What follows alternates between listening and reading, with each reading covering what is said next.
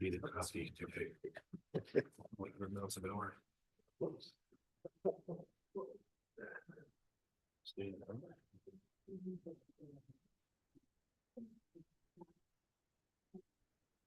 All right, November.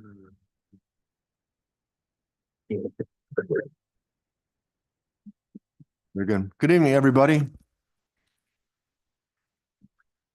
Heather, may I have you take the roll call, please? Melissa Franek. Here. Marcy Reynolds. Here. Walter Liss. Here. Craig Eckert. Here. Patricia Brill. Here. Matthew Borkowski. Here. James Gruner as chair. Here. Thank you, Heather. At this point, I'll invite everybody to stand and join the board in the Pledge of Allegiance, please.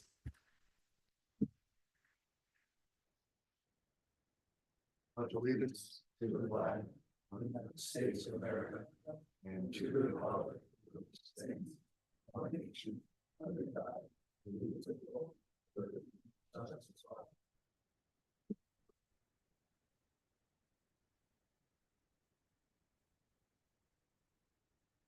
Before we jump into our public meeting, I'd like to get some minutes approved. The chair was remiss last month and neglected to get a request for approval for the September 17th minutes. So I will do that now. The chair will make a motion to approve the minutes from our September 17th, 2024 meeting. Mrs. Brill, thank you. Second.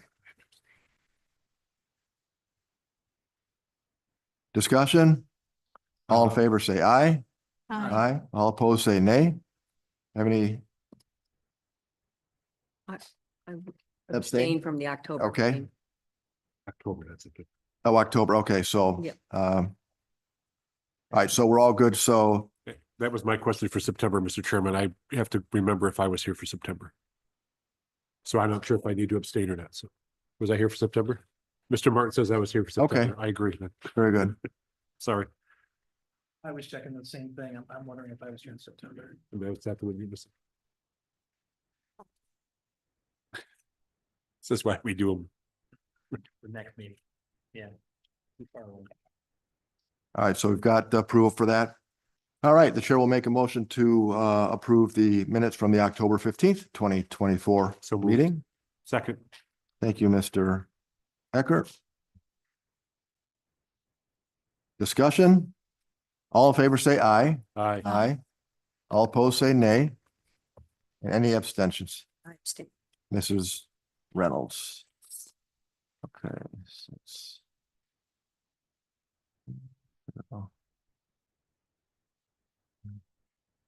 Great. Thank you, everybody. All right. We're going to move into our public hearing this evening. A public hearing is being held before the Henrietta Planning Board today, Tuesday, November 19th, 2024 at 6 p.m. in the main meeting room, 475 Calkins Road in Henrietta, New York, to hear all persons with regard to the following application.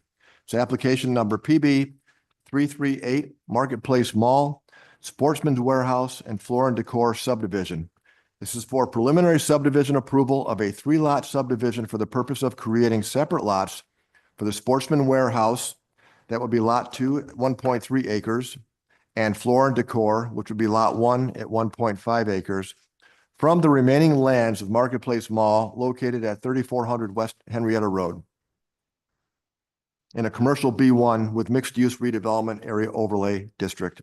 This public hearing is being held so that you, the general public, can present your opinions to the Henrietta Planning Board regarding subdivision concerns such as trees, the lots themselves, open space, the infrastructure, utilities, sidewalks, and flood-prone areas. Who is here representing application number PB 338, please? Good evening. You're welcome to come up and introduce yourself, please.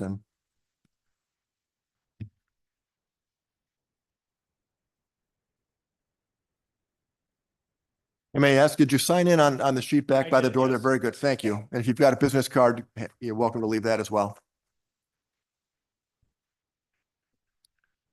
Thank you, Mr. Chairman, members of the board. Fred Shelley from BME Associates representing the applicant. who is requesting preliminary and final subdivision approval to subdivide, as mentioned in the public hearing, the two lots from the existing 94.5 acre parcel. The parcel is bounded on the west by West Henrietta Road, the north by Jefferson Road, and by the east on Highland Drive. Results in two new parcels, as discussed. Lot 1 is the Floor and Decor parcel. It's about 1.5 acres in land area. Lot 2 is the Sportsman's Warehouse site, and it's 1.3 acres in land area. There are no proposed site construction or site modifications, and thus no site plan approval is required for this application. The lots are proposed with a 0-foot setback, and they are also proposed to comply with the town zoning, so no variances are required or requested for this project. The sites are connected to public water and sewer mains, and the project will include filing of a new reciprocal easement agreement between the mall property owners and these two new parcels for access and sidewalks and miscellaneous utilities. We did receive town engineer and building and fire comments from the town, as well as Monroe County Planning Review comments. These comments have been, we've provided written responses to these in a letter dated November 18th, yesterday. The comments were generally technical or procedural in nature, and we don't anticipate any issues with addressing the comments that we had received. We do understand there is a markup of the subdivision plat that the town has, and we're happy to take a look at that, and we'll work with the town to address any of those additional comments. We do believe this subdivision would be considered an unlisted action, and we're happy to see if the board declares themselves lead agency today. So with that, thank you again, board, and happy to answer any additional questions. Very good. Thank you. At this point, we will open it up to the audience and see if there are any residents that might have any comments or questions regarding this application. Anybody like to come up and speak relative to this application? No? Luke, anybody online at all? Okay. I will remind the board that this is an open public hearing at this point, but we'll see if anybody has any comments at this point. Chair will recognize Mr. Franick. I'm just curious about the motivation for separating these out. Is there intended development in these particular plots? No development. These are the existing buildings for Floor and Decor and Sportsman's Warehouse. So they're just going to be subdivided and then sold individually. Okay. Potentially, once they're subdivided and sold, the buyer could develop them at that point, but separate and apart from the Marketplace Mall. Yeah, any future development would be by the individual owners of the new lots, yes. Okay, thank you. Also, Mr. Franick, Yes. thank you. Chair will recognize Mrs. Reynolds. I have no questions at this time. Thank you, Mrs. Reynolds. The chair will recognize Mr. List. I have nothing, Mr. Chairman. Thank you, Mr. List. The chair will recognize Mr. Borkowski. I'm all set, Mr. Chairman. Thank you. Very good. The chair will recognize Mrs. Brill, Mrs. Brill. Thank you. I have nothing, thank you. Very good. Chair will recognize Mr. Eckert. Thank you, Mr. Chairman. I got something. A couple of questions. How are we handling green space now on these individual properties that are now not going to be compliant?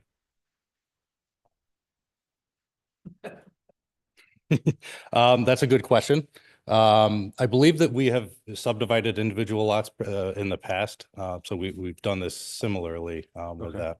So the overall green space for the overall 95 acres would comply, and we're not reducing any additional, so. But the green space won't be associated with these properties anymore when it was associated to the mall in general. I agree that green space isn't being changed, but these properties now aren't going to be compliant with green space. Well, this will be part of the mall parcel, and the second, I told setbacks and things like that, that literally subdivision part of it is literally the outline of the building. Okay, no green space. Okay, so that's how we're handling it then. We're handling it under a code variation. Okay, okay. So that was kind of, that's why I was looking at you when I kind of asked the question Well, and you were kind of quiet. I just want to see what the applicant had to say. So then that goes, we don't need any other, the Sportsman Warehouse doesn't need another easement or anything else to parking. I mean, the parking is still off property. The parking will be located on the Marketplace Mall property, and that will be covered through a reciprocal easement agreement with the mall property owner. So Okay, they will work out an so the easement. with that. parking isn't associated with the property then? That's correct, yes. Okay. Shared access for the stormwater, did we, I mean, is that, Cross-access easements or Cross-access. reciprocal easements like Mr. Shelley said. okay. Sewer is already dedicated? Yes. Okay. Then I guess the only other question that I had was because it came up with the floor and decor. The floor and decor is taking the 60-foot space to the west of its building in the mall. That 60-foot alleyway is going to be on the floor and decor property? No, the floor and decor property will be just to the building walls, so it's a Oh, okay. 0-foot setback. So that 60-foot will remain with the mall property. Then I was.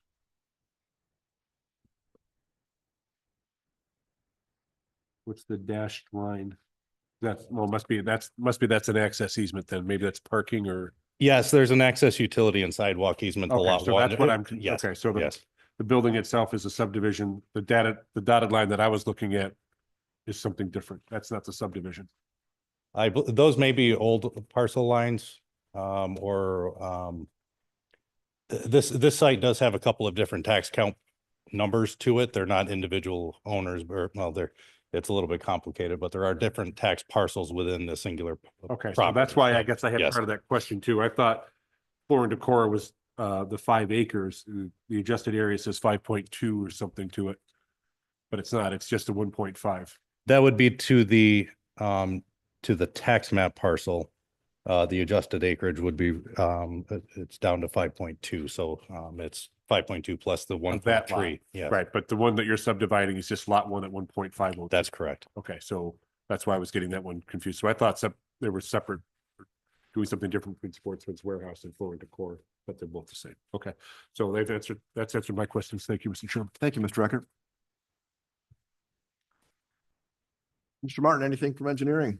I'm all set, Mr. Very Chair. good. And I'll ask one more time if there's anyone in the audience that would like to come up and speak relative to this application. And Luke, nobody online? There's nobody from the. Okay, public. Josh thank you. Jackson is here, but I don't think. Okay. All right, if there are no more comments regarding this application, I therefore close the public hearing. The planning board will now adjourn the public hearing of tonight's meeting. We'll move into our workshop. Before I do that, I want to acknowledge the attendance of Mr. Councilman Barley this evening. Welcome. All right, first item on our agenda this evening is application number PB 338 Marketplace Mall, Sportsman's Warehouse, and Floor and Decor subdivision. Again, for preliminary subdivision approval of a 3-lot subdivision for the purpose of creating separate lots for the Sportsman Warehouse and Floor and Decor from the remaining lands of Marketplace Mall located at 3400 West Henrietta Road, and a commercial B1 with mixed-use redevelopment area overlay district. So Fred, thank you for the presentation. I don't know that we need any more clarification from you. And again, I will open it up to the board here for further comments or questions. And I'll start again with Mr. Franek. No further questions. Thank you, Mr. Franek. Mrs. Reynolds. Just can you clarify the surrounding areas around the buildings are still gonna be maintained by the mall? Or like what Mr. Eckert had said about the green space, the parking lots and the cleaning and all and mowing, that's gonna still be taken care of by?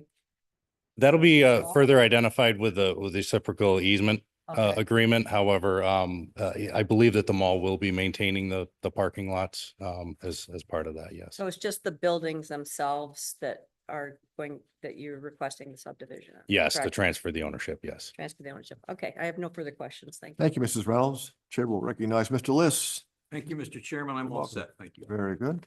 Mr. Borkowski. I'm all set as well. Thanks. Thank you. Mrs. Brill. I have nothing. Thank you. You're welcome. Mr. Eckert. Okay. No additional comments. Thank you, Mr. Chairman. Thank you very much. Sidebar with the attorney, sir. And Mr. Martin, anything further from engineering? The only thing that I would suggest, since we didn't have any comments from the public per se and minor comments from the planning board, I would say maybe we could do final subdivision approval. If Okay, that would seem okay.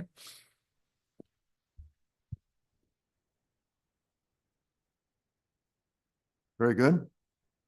Okay, well, the chair will entertain a motion. Chair. Yes, Mr. Young.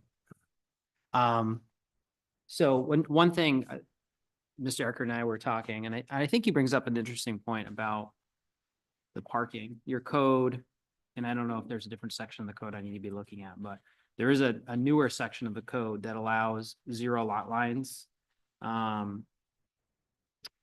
It doesn't get into how to deal with requirements related to parking and green space and other area and dimensional requirements. So I don't know if the town wants to get some sort of interpretation from its code enforcement officer on that. But it sounds like Chris, the town's engineer, has looked into it, but I did put into the resolution a condition that if there are any variances that are determined to be required, that they would be obtained.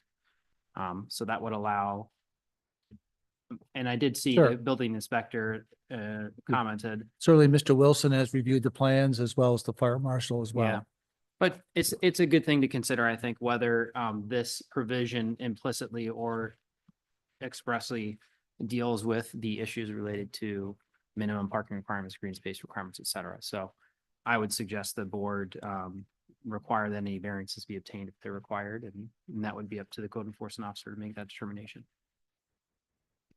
And that's included in the resolution, so. There's yeah. a condition in there that says to the extent any variance is required, that they would be obtained. Okay, all right, very good. Well, thanks for doing that. Okay, does anybody wish to make a motion?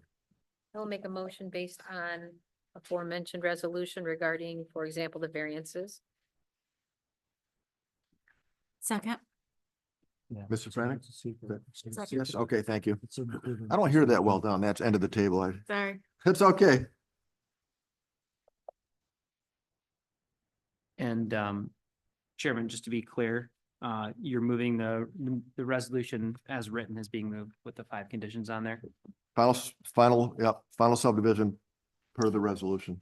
Yep, Gotcha. as written. Okay, discussion? I'm sorry, Mr. Borkowski, did you? Seekers included in the resolution, correct, Mr. Young? That's right. Yep, so. Yep, thank you. Okay, discussion? All in favor, say aye. Aye. All opposed, say nay. In the opinion of the chair, the ayes have it. The motion carries. Thank you very much. Thank you very much for coming tonight.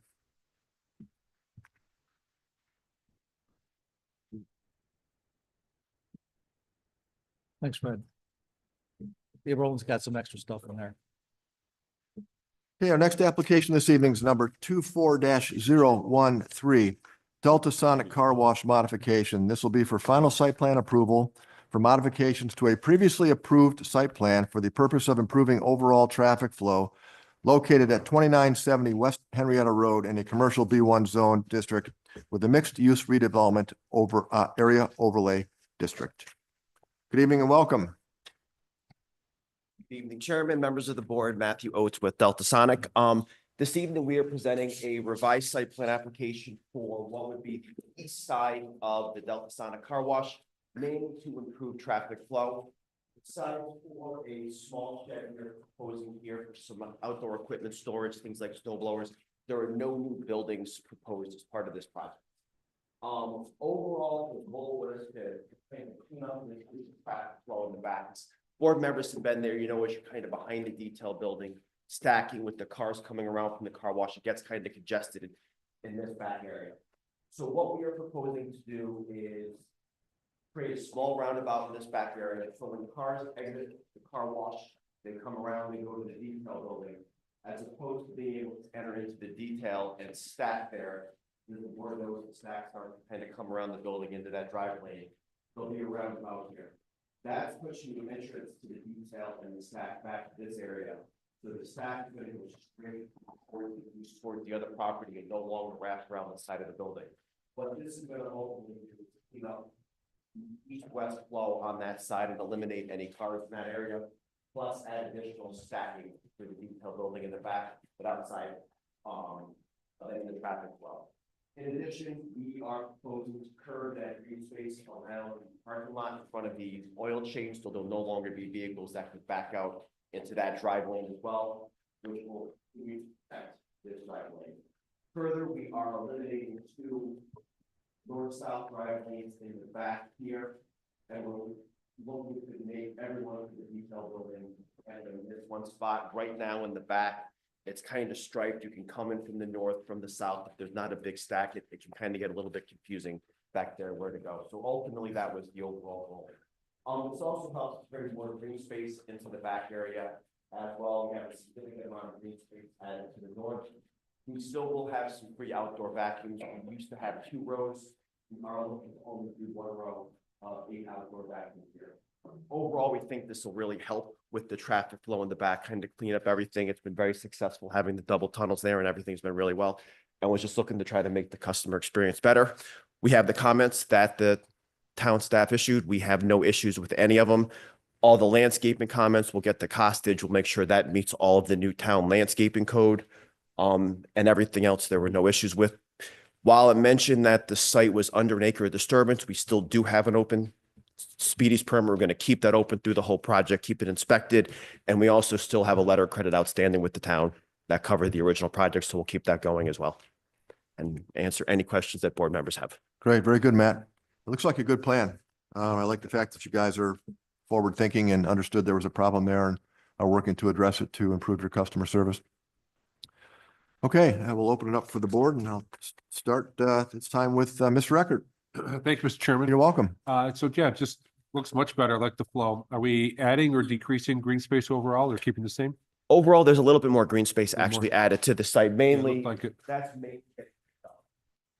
This area there's just a little bit more than Good. what is there, yes. And any other changes with the stormwater to take? I mean, you've got the pond there. It's everything head to the existing pond.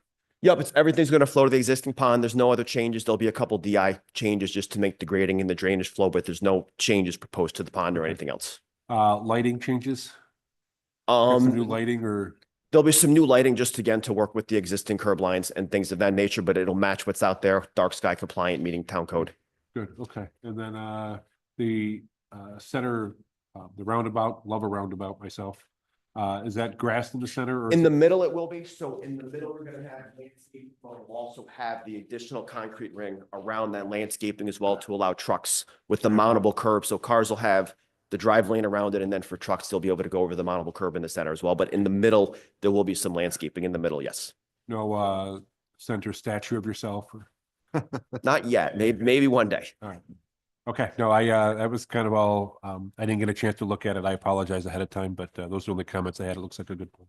Thank you, Mr. Chairman. You're welcome. Thank you, Mr. Eckert.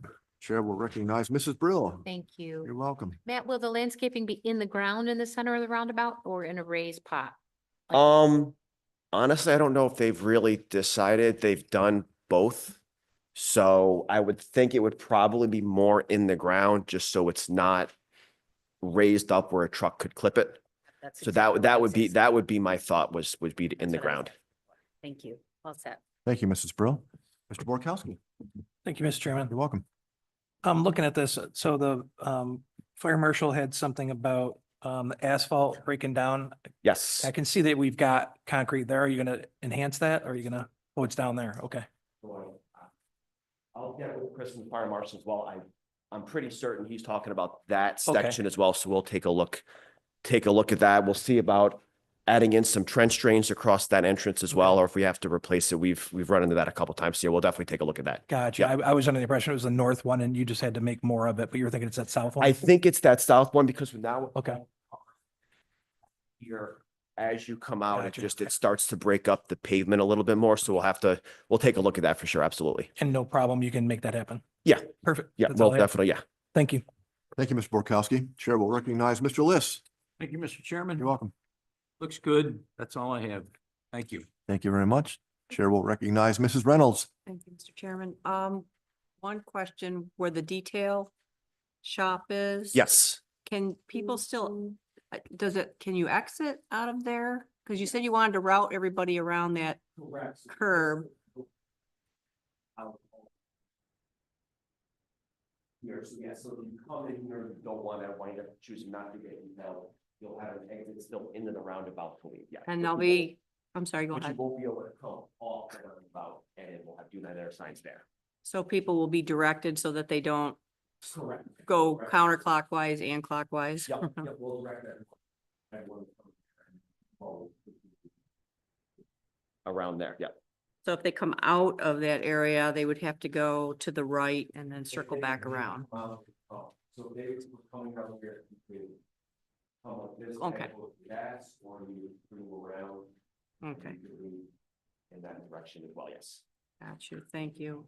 Those are all the Not that, questions. not that everyone on Roundabout still follows it, but the more we build, maybe the better There you people go. get. Well, and that's what I was thinking. I know there are not a lot in this area, but I've lived in areas where people go through the round. I People live, go the other yep. direction. I just wanted to make sure it would be clear. Yes, That we'll- they have to go a certain. correct, direction. yes, we'll make sure it's clear, yes.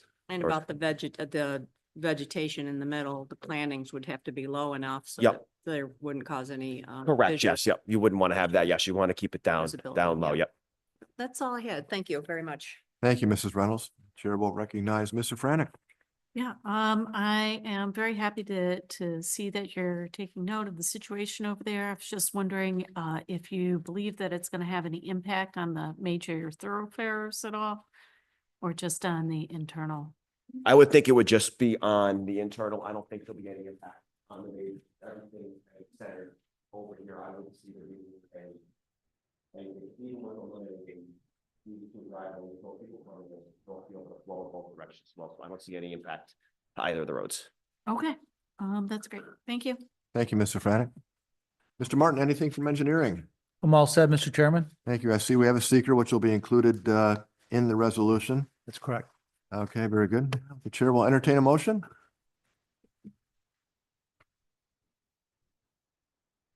Anyone? Mr. Chairman, I will move to approve application number 24-013 Delta Sonic Car Wash modification. Is As that per the, Final site plan approval. as per the resolution, Mr. Bliss? as per the draft written resolution with the 5 conditions? With the conditions noted. Thank you, Mr. Liss. I second that. Mrs. Brill, thank you. Thanks, Matt. You know the drill. Discussion? All in favor, say aye. Aye. All opposed, say nay. In the opinion of the chair, the ayes have it. The motion carries. Matt? Congratulations. Thank you very much, everybody. Have Appreciate a it. wonderful Thanksgiving and a Thank great you. Christmas Well, season. Matt. You too. Sorry. Oh, okay. Okay, moving right along. Next on our agenda, application number 24-014, Hanoverian Solar Partners LLC, Renewa Energy. This is for final site plan approval of a proposed 3.5 megawatt AC photovoltaic solar energy system on 16.09 acres of land located at 534 Brooks Road in a rural residential zone district. Good evening. Welcome. I have little courtesy sets, hard to read, I'll admit it, but just to follow along, and if anybody cares, they're reduced sets, just to flip through around. Thank you. Are they in addition to what we have? With your set I of thought these. these are in addition, you get the full scale. for electronic. This is just one in front of you. Okay. That'd be great. You know what? I would love one. Thank you. And so they're hard to read. Cliff. Better than looking at on the computer though. Thank you. Thank you very much. Thank you. Thank you so much. I'll take the last one. You got an extra one.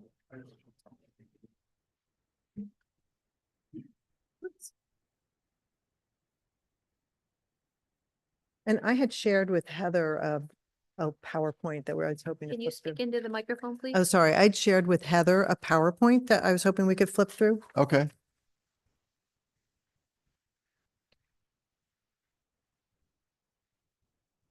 Do you have that, Lou? That's what I have. I'm looking. See here. I found it. That's it. That's it. That's it. Thank you. So I'm Kathy Hake with EDF Renewables. I'm here with my colleague Dennis Duffman and also our consultants, Utah Middle from Renewus Energy and also Jim Palumbo from KHH. ADF is a long-established international power generator with a focus on low carbon and renewable energy. Oop, can we move to the next one? Sorry. And I did share this with with Heather, and so if you guys want to take a little bit more look at it, I'm just going to zip through it really quickly. That's fine. Yep, thank you. So next slide. DSP is where we fit in. We work on projects between 1 and 20 megawatts. DSP has been developing projects for 20 years in 25 states in the United States. Next one. We've completed 18 projects in New York. These are just 3 of them that are semi close by. This will be about my 10th project in New York State. Next one. Is the one in Verona the one right along the thruway? Excuse me? Is the one in Verona right along the thruway? No. No, okay. So this project, as was mentioned earlier, will be about 3.5 megawatts on about 16 acres. We hope to start construction in late 2025 and be generating in late 2026. Next one. Local benefits include upgrades to the local power grid, and we support the New York State goals for a clean energy future. We'll also contribute to the local economy during construction, and we'll be paying taxes with little need for any services from the town going into the future. As a community solar project, if you didn't know, subscribers or residents can subscribe to this project and get a discount on their electric bill. Next one. So the site will be planted with native seed mix, which supports pollinators and other local farms. We'll be paying rent to a local farmer and help to maintain the family ownership of that property.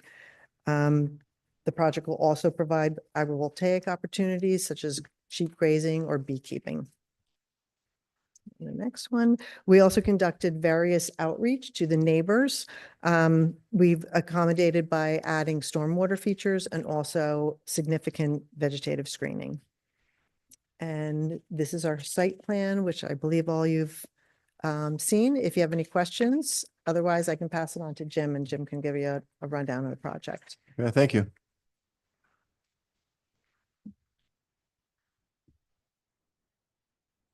I'll try to step through the site as it exists and then get into the site plan and the constraints that kind of narrowed in where we're at with our layout. So the site, as you're aware, it's an existing horse farm. And there's areas of hayfield that exist there now. There's areas of wetland, there's some wooded areas on the site, and along the road fronting much of the property is the residential lots that are on the directly below on the south of the array. The array where it's sited is split into 2 because we have some constraints that I'll just go through real quick, which usually drives, how things are laid out. Along the north end of the site, there's a large transmission line an existing transmission line that goes across the north line of the property, as well as an intersecting power easement and power line that goes from the north to the south through the middle of the property. This project will actually span 2 parcels. It's all owned by the same owner. The project's one project on the 2 parcels, which is about 80.5 acres in size, the size of the property itself. So the utility easement in the middle goes right through where there's existing hay fields, which is ideal. We'd love it if they weren't there. We would be able to just have it one connected array. And to the west, there's the smaller array is then restricted with the existing wetland, and the land slopes off, and there's a wetland to the west on the property, an existing wetland. That wetland has a requirement of a buffer, which also brings, a restriction to our array and establishes our limits to the shape that you see there. The grades for this property, for the most part, they all drain to the north. They go to the west, they go to the east, and they end up going to, I believe it's Red Creek, and there's a creek that it hooks up with. And everything's over land flow. It's, for the most part, it's a very well-established thick hayfield that's there. right now. And the intent is to not disturb that. Construction will disturb areas, but the intent is to maintain that vegetation as a ground cover for the project. There's a wood hedgerow that will be removed in order to construct the array. We were in front of the conservation board already, and we went through all that. It's a lot of successional. There are some large trees, but nothing of, furniture grade or any kind of a tree of significance. And then there's a little bit of tree clearing. It's about 4.5 acres of tree clearing that has to be done in order to fit this in and make it a feasible project. So that includes that hedgerow that's just to the south of the existing utility lines that go through there. And then there's the edge of the wetland where the land drops off. There's a little bit of clearing that's going to be done along there. So cumulative, it's about 4.5 acres of wooded area that's to be removed. So I'm sorry, can I interrupt you? Can you showcase where that is? I Sure. mean, the clearing, the woodland, all everything, you're referring to those spaces, but I don't see them on the plan. Right there, in those drawings, you'll see a demolition plan. which Yep. will show those removed. Do we have a mic for him?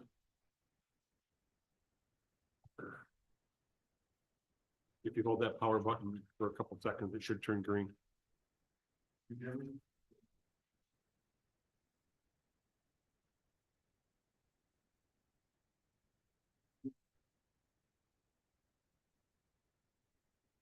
Is that the broken wood, Luke? Talk real loud so the audience hears. There you go. There we go.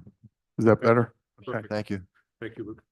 So I don't know, can you go to the demo plan? Could you toggle to the first sheets? Probably be easier, and then we can, okay, so right there is good. So you can see these areas in the middle here. This is an existing wooded hedgerow. And then over here, this is all wooded going down to the wetland, and there's an area that's shaded. So that area with the stippling of the dots will be removed. And this is mostly successional. It's like your box elder and, lower growing stuff, some buckthorn and whatnot in there. That's been inventoried.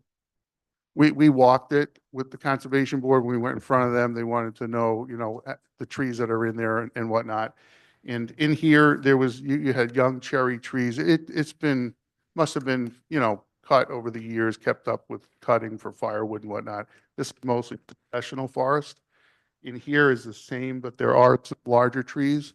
There's some, linden, but they're trees with some damage to them. They're not straight trunks. They're good for firewood, if you will, for the most part.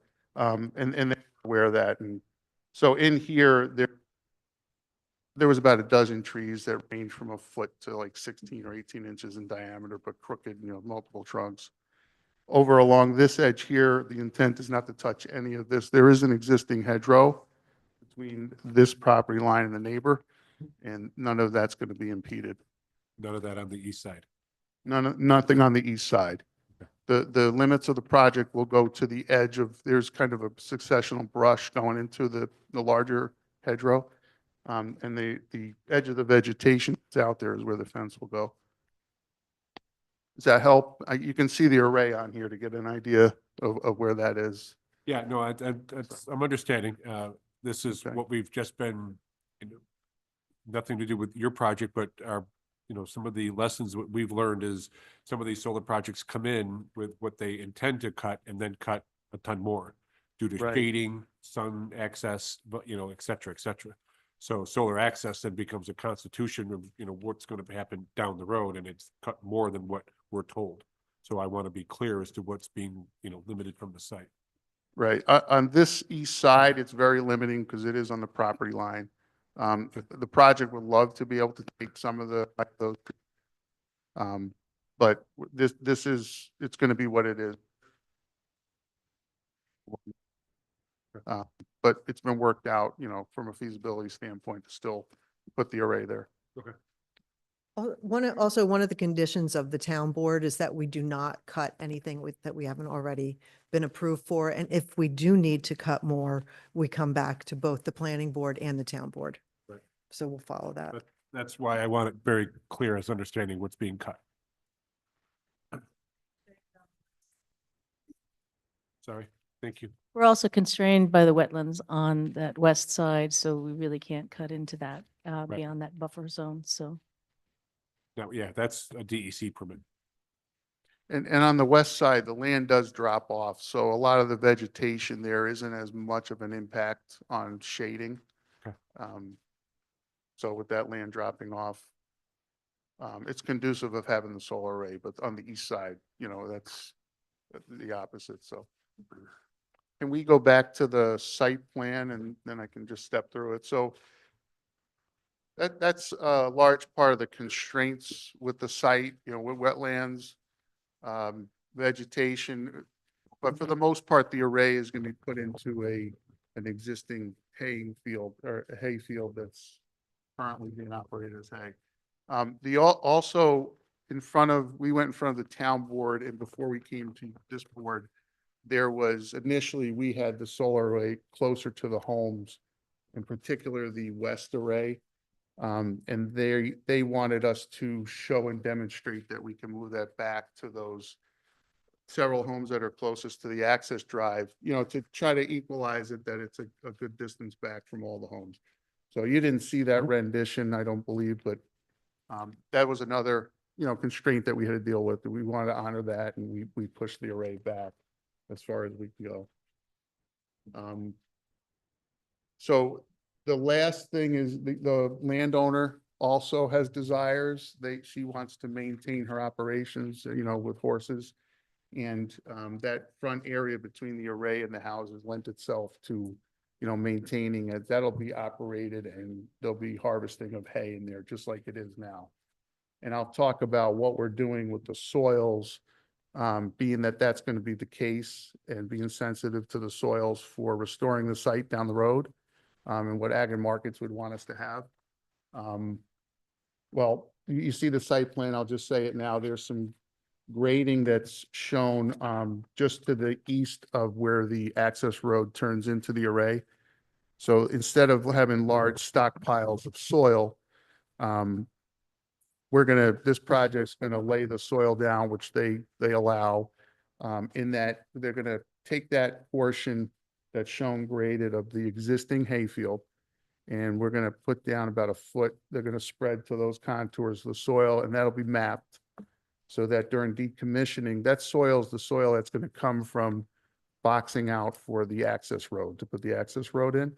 So years down the road with decommissioning, that soil will then be there. It'll be mapped so that they know that soil is going to go back where it came from. And that's ideal to maintain, the soil conditions of the site. And they allow that to spread that out. Stockpiles aren't always the greatest as far as how the dynamics of soils work, with all the little microorganisms and whatnot. It's better off like that. That will be seeded with a seed mix. There's some bluegrass, orchard grass and whatnot that the current landowner uses for the hay. And we've specified the exact same seed mix to go in there. So it'll be the same that's there now for maintaining that operation of haying as much as we can around the solar array is the intent. So the site is going to have a temporary access road. If you recall, it was mentioned there's two parcels. Where the two parcels come together, I will point out right here, there's section there's a dashed line on this drawing that indicates that's going to be a temporary road for construction. That road will be removed and restored at the completion of construction. So all construction operations will go through that road, and then that will be removed once the main access road, which will be a permanent road, is installed.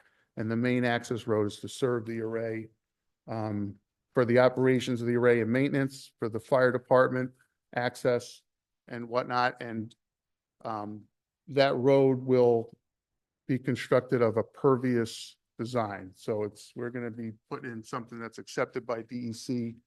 The fire department was questioning the loading of the road, and it is compliant with the loading for fire trucks. Celtec is the product.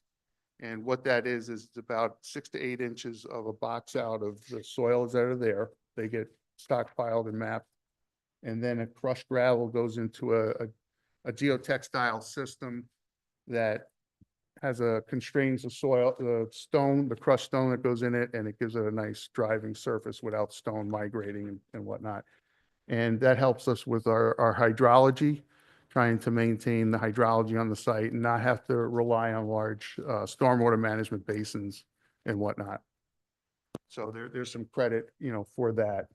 The only paving on this site from a impervious standpoint would be the apron of the curb cut coming in with the permanent road. We're working with DOT right now to wrap that up with their requirements with the drawings and stuff for permitting. And then there's the equipment pads. There's one centrally located equipment pad on the project that's going to be on the eastern array. Yeah, you had it right there. So this location here is going to be the equipment pad. That's where the transformer and the switchgear and whatnot will be. That'll serve the array on the west. Will be the power will be taken to their underground. All the electric will be underground electric, and it'll be underground all the way to the point of the equipment poles by the road. If you can go to the next parcel, the partial plan below, one more sheet up. So at the road, there's a line of equipment poles for the utility company. Everything will be underground electric. There'll be nothing overhead, from the array all the way to the point of the equipment poles. This drive right here will serve for the utility company to come in and do what they have to do with the controls. If they need to shut everything down, all those, there's 4 or 5 poles there that have the equipment that they need to manage it at the road. And there is a little bit of a hammerhead that turns in toward the existing stone drive that's on the site, and that's for their maneuverability, so they can pull in and have their tracking that they need to turn their vehicles around rather than drive all the way into the site. And as you can see, there's an asphalt apron. There'll be a culvert designed per the county DOT's specifications. Like I said, we're wrapping that up right now. We've been in dialogue with them, and we're at the point of almost having permit-ready drawings with that. And they're aware that the temporary access road will be removed. They'll only allow one. They're not going to allow the 2. So I'm not sure what else I can elaborate on. This is a tracker system. So tracker is the strings of panels are in a north-south axis, and they track from the east to the west during the day. They go back to the east.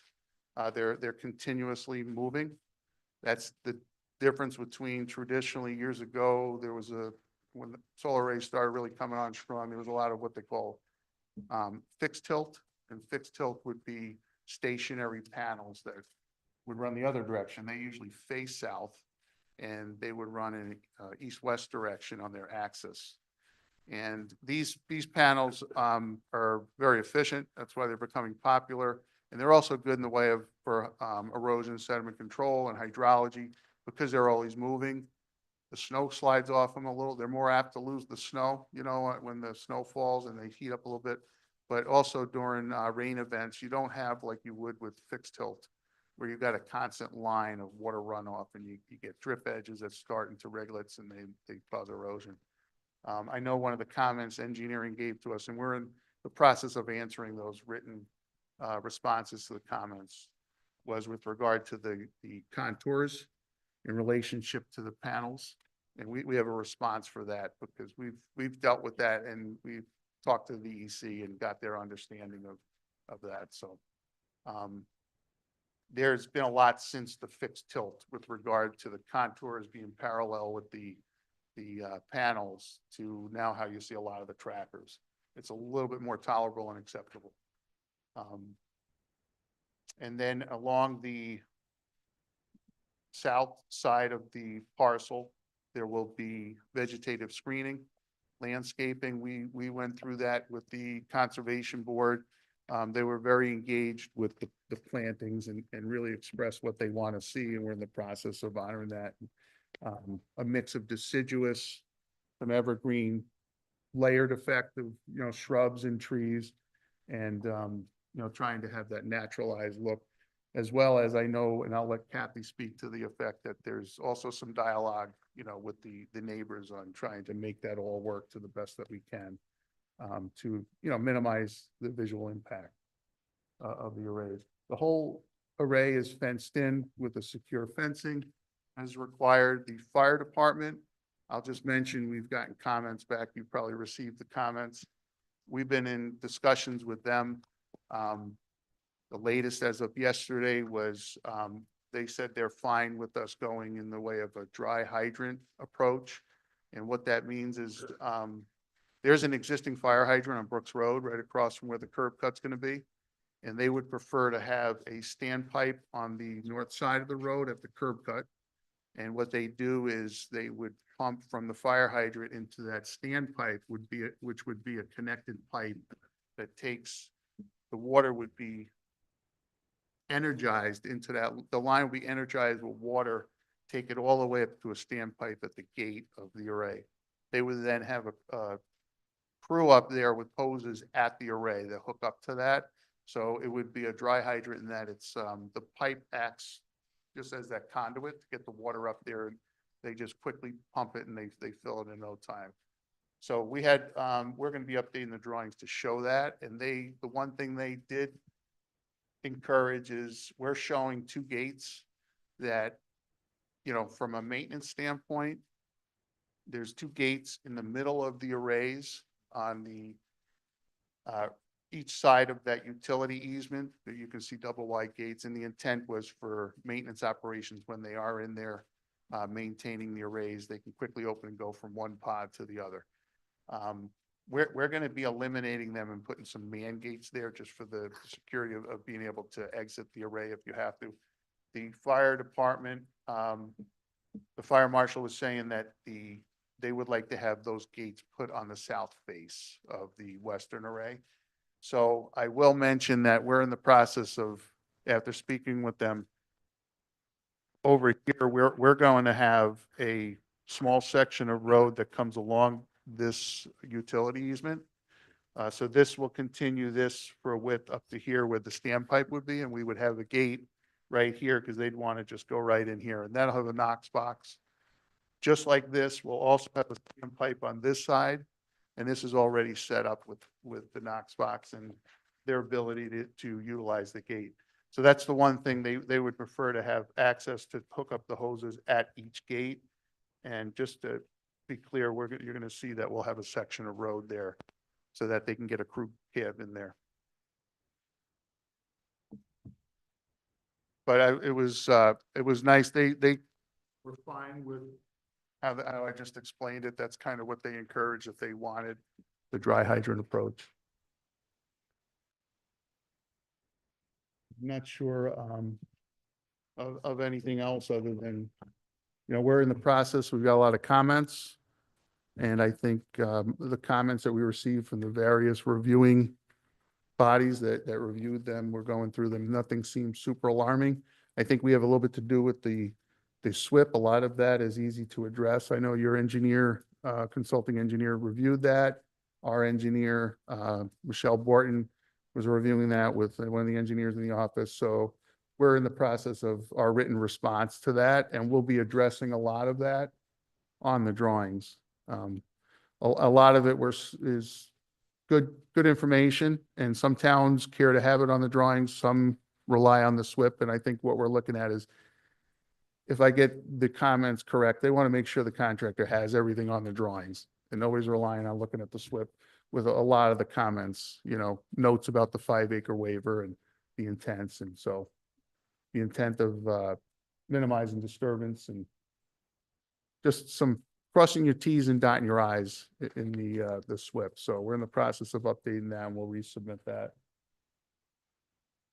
But all in all, you had no problem with addressing any of the comments that you'd received from any of the. We haven't received anything that we don't feel we can address and have a good conversation. The level spreaders, we're looking at that, and we're going to figure out what we need to do with the level spreaders. because we do have slopes on this site, in some areas. We try to avoid them. We use our judgment from our experience with solar arrays. Sometimes temporary erosion measures aren't always the most conducive, like they seem like in the book. But they are, level spreaders are, we understand them. We've used them on projects. We're evaluating them. The only other one, like I said, there's a written comment, I think that'll explain our understanding on other past projects, talking with the DEC about the contours parallel. It was a good comment, good question, and Shelley has a response regarding the alignment of the array strings parallel with the contours. I talked about that a little bit, the fixed tilt versus trackers and concerns with erosion. This site's going to have great vegetation underneath it. The vegetation that's out there is wonderful for, stabilizing the site. And the intent is to have the whole site within the project and outside to that level of meadow that's out there now. Very good, thank you. Chair wants to welcome Supervisor Schultz. Thank you for coming. At this point, we'll open it up to the board for questions or comments, and Chair will recognize Mr. Franek. Okay, so you mentioned several times that you had worked with the conservation board. I don't see anything in our packet. Did you receive a letter or any written information from the conservation board that could be shared with the planning board? So let's see if I can get this. We have draft minutes that we received. Okay. But the only interaction we've had with them is we had a meeting with them and at length, went over the project. And ourselves, we went out ahead of that meeting knowing what they're going to be concerned about to have the answers for them. And I think they were appreciative of that, giving them the answers to the questions they had. But we received draft minutes, I should say, of their, and I would have thought that you might have had that in your packet, but Okay. that's the extent of the interaction we had with them. Great. I would like to, I think I would definitely like to see some sort of a letter or recommendation or comments from the conservation board with regards to the project. I'm curious about the fencing that you're going to be using. I know that some projects have gone with animal-friendly fencing, and then some projects have gone in the other direction. I was just curious as to what your plan was for fencing. So I'll try to speak loud because I don't have the magic you have. Maybe does that work? Okay. Yeah. Got it. I think you gotta just twist the bottom here. Good question. So we've done several types of fencing on projects, and we've had projects where turtles had to get under the fence in order to do their movement and not interrupt that, where you leave like a 7-inch high space between the ground plane and the bottom of the fence. More difficult when you have sites that undulate. Not that easy to do. This project, what I didn't mention was there's a high likelihood that this project will have the maintenance of the vegetation handled by sheep. Okay, so if that were the case, I don't want to speak to that effect absolutely, but I just want to let you understand the difference between how you achieve a wildlife friendly fence when you have grazing sheep, because a sheep could get themselves caught under the fence with that gap along the whole length. So if that were the case, we would, I think we're going to intend to change the fencing on this to some details we've had on other projects where the fencing, the welded wire fabric goes to the ground and it's tight to the ground. And then there's openings every 100 feet that are 1 foot by 1 foot wide where they just break that welded wire fabric by clipping it, but leaving the wire. And then in the event that the sheep are grazing in there, they can cover it with a piece of mesh and tie it up and close those openings for that short period of time of a week or a few days that it takes for them to do their job inside. So wildlife friendly is the way to go. I'm just trying to think of, I think we had on this project, we might have had the approach with it off the ground. But I want to mention, so if you see a change, it's just going in more in the direction of utilizing grazing you know, an animal to graze. And then therefore you got the wildlife friendly fence design changes a little bit. There you go. Okay, Okay. does that answer your question? Yep, that's helpful. Thank you. And I think you mentioned that there was a plan to plant bluegrass seed and other grass seed that was currently being utilized there. Was there any plan to plant native wildflowers or anything along those lines, which helps the pollinator populations? Absolutely. So if there's a little set and our eyes are probably not gonna be able to see all the text and read it well, but there is a seeding plan in here. And what we have is a meadow mix for disturbed areas. So there's a seed mix matrix on sheet C101. And what we have in there is we have a meadow seed mix. That meadow seed mix is, the intent is for those areas that are disturbed that have to be restored, it'll be a pollinator mix that's put down, that's a meadow mix that's conducive of pollinators and whatnot. And that mix will also be a mix where we're going to look at more closely, but it'll be a mix that's also friendly for grazing. Not all pollinator mixes are something that a sheep is going to want to eat, or they can have a reaction to some of it. So it'll be a meadow mix that looks like it's going to want to be something for grazing purposes. The field area outside of the fence that we're restoring, so that's also designated on that seeding plan. And that falls under the horse haymaker mix. And you can see the different varieties that are in there. There's brand Timothy and different things in there, Kentucky bluegrass. There's a handful. Orchard grass is, I think, the more dominant grass that's in that mix, you know, for the haying. So that's the mix for the hay field. Again, that's that graded area that we're looking to restore the existing hay field. Great, thank you. So, and the road that was on the map there going in, it looks to me, and correct me if I'm wrong, that one road is going to be temporary, but one is going to become a more permanent construction road? Correct. If you look at this, this is the restoration right here. So this would be seeded Okay. when it's removed. So they'll put the road in, they're going to put the stone road in. Mm-hmm. And then at the completion of construction or substantial completion, that means this road is in and usable. At the end, they'll put the road in at the end over here. But all deliveries and whatnot will, for the construction, for those few months that this is operating under construction, will utilize this and come in through here.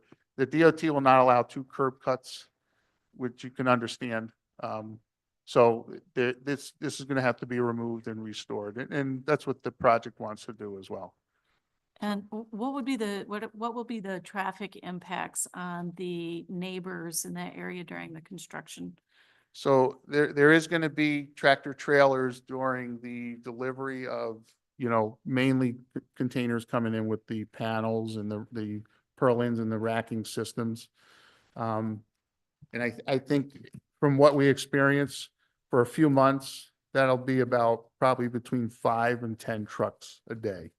That would be, it depends on the contractor, you know, how they sequence it, the duration of it. But generally when they're really moving along and they're at the point of putting panels up and they're bringing that in, you may get 5 to 10 tractor trailers coming in and exiting the site on a daily basis. So they come in and they drop off a container ideally, and they take one away, and that minimizes, you know, the amount of trips in and out.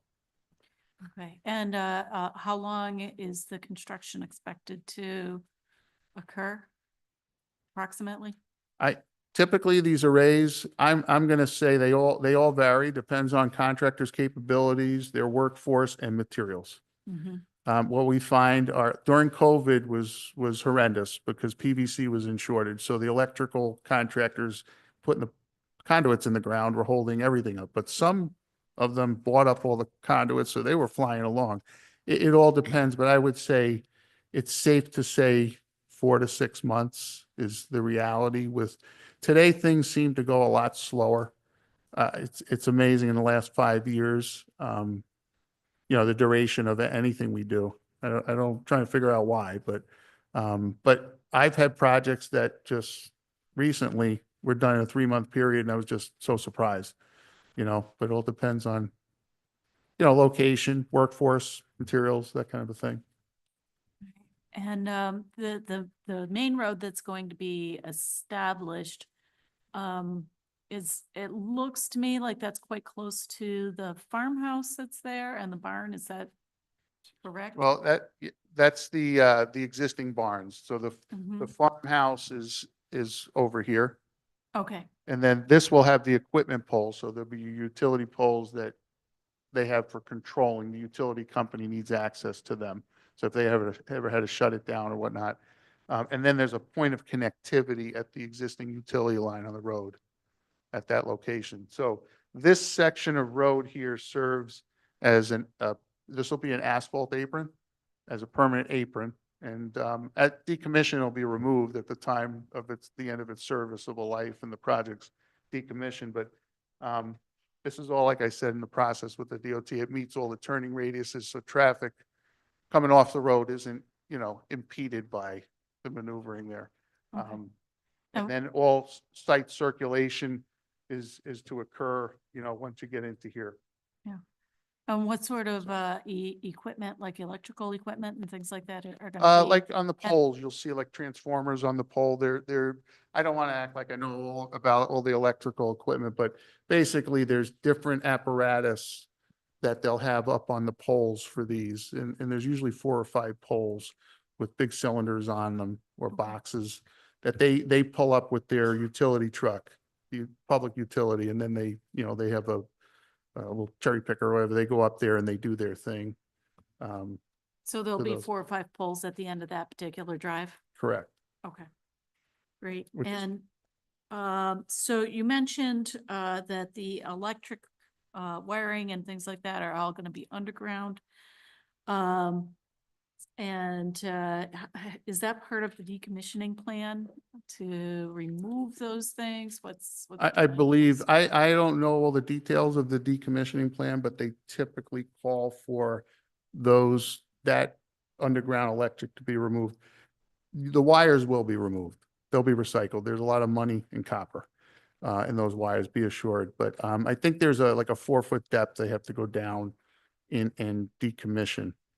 If I don't want to misspeak, if any of you can answer to that.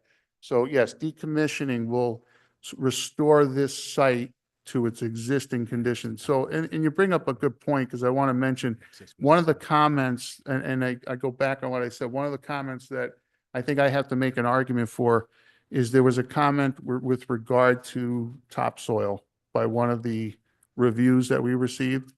And I'm a landscape architect, and I'm an advocate of not bringing in topsoil on a project like this. We want to use what's there. So the intent is to dig the trench, put the spoil up on the slope and backfill with that, other than any engineered fill they need.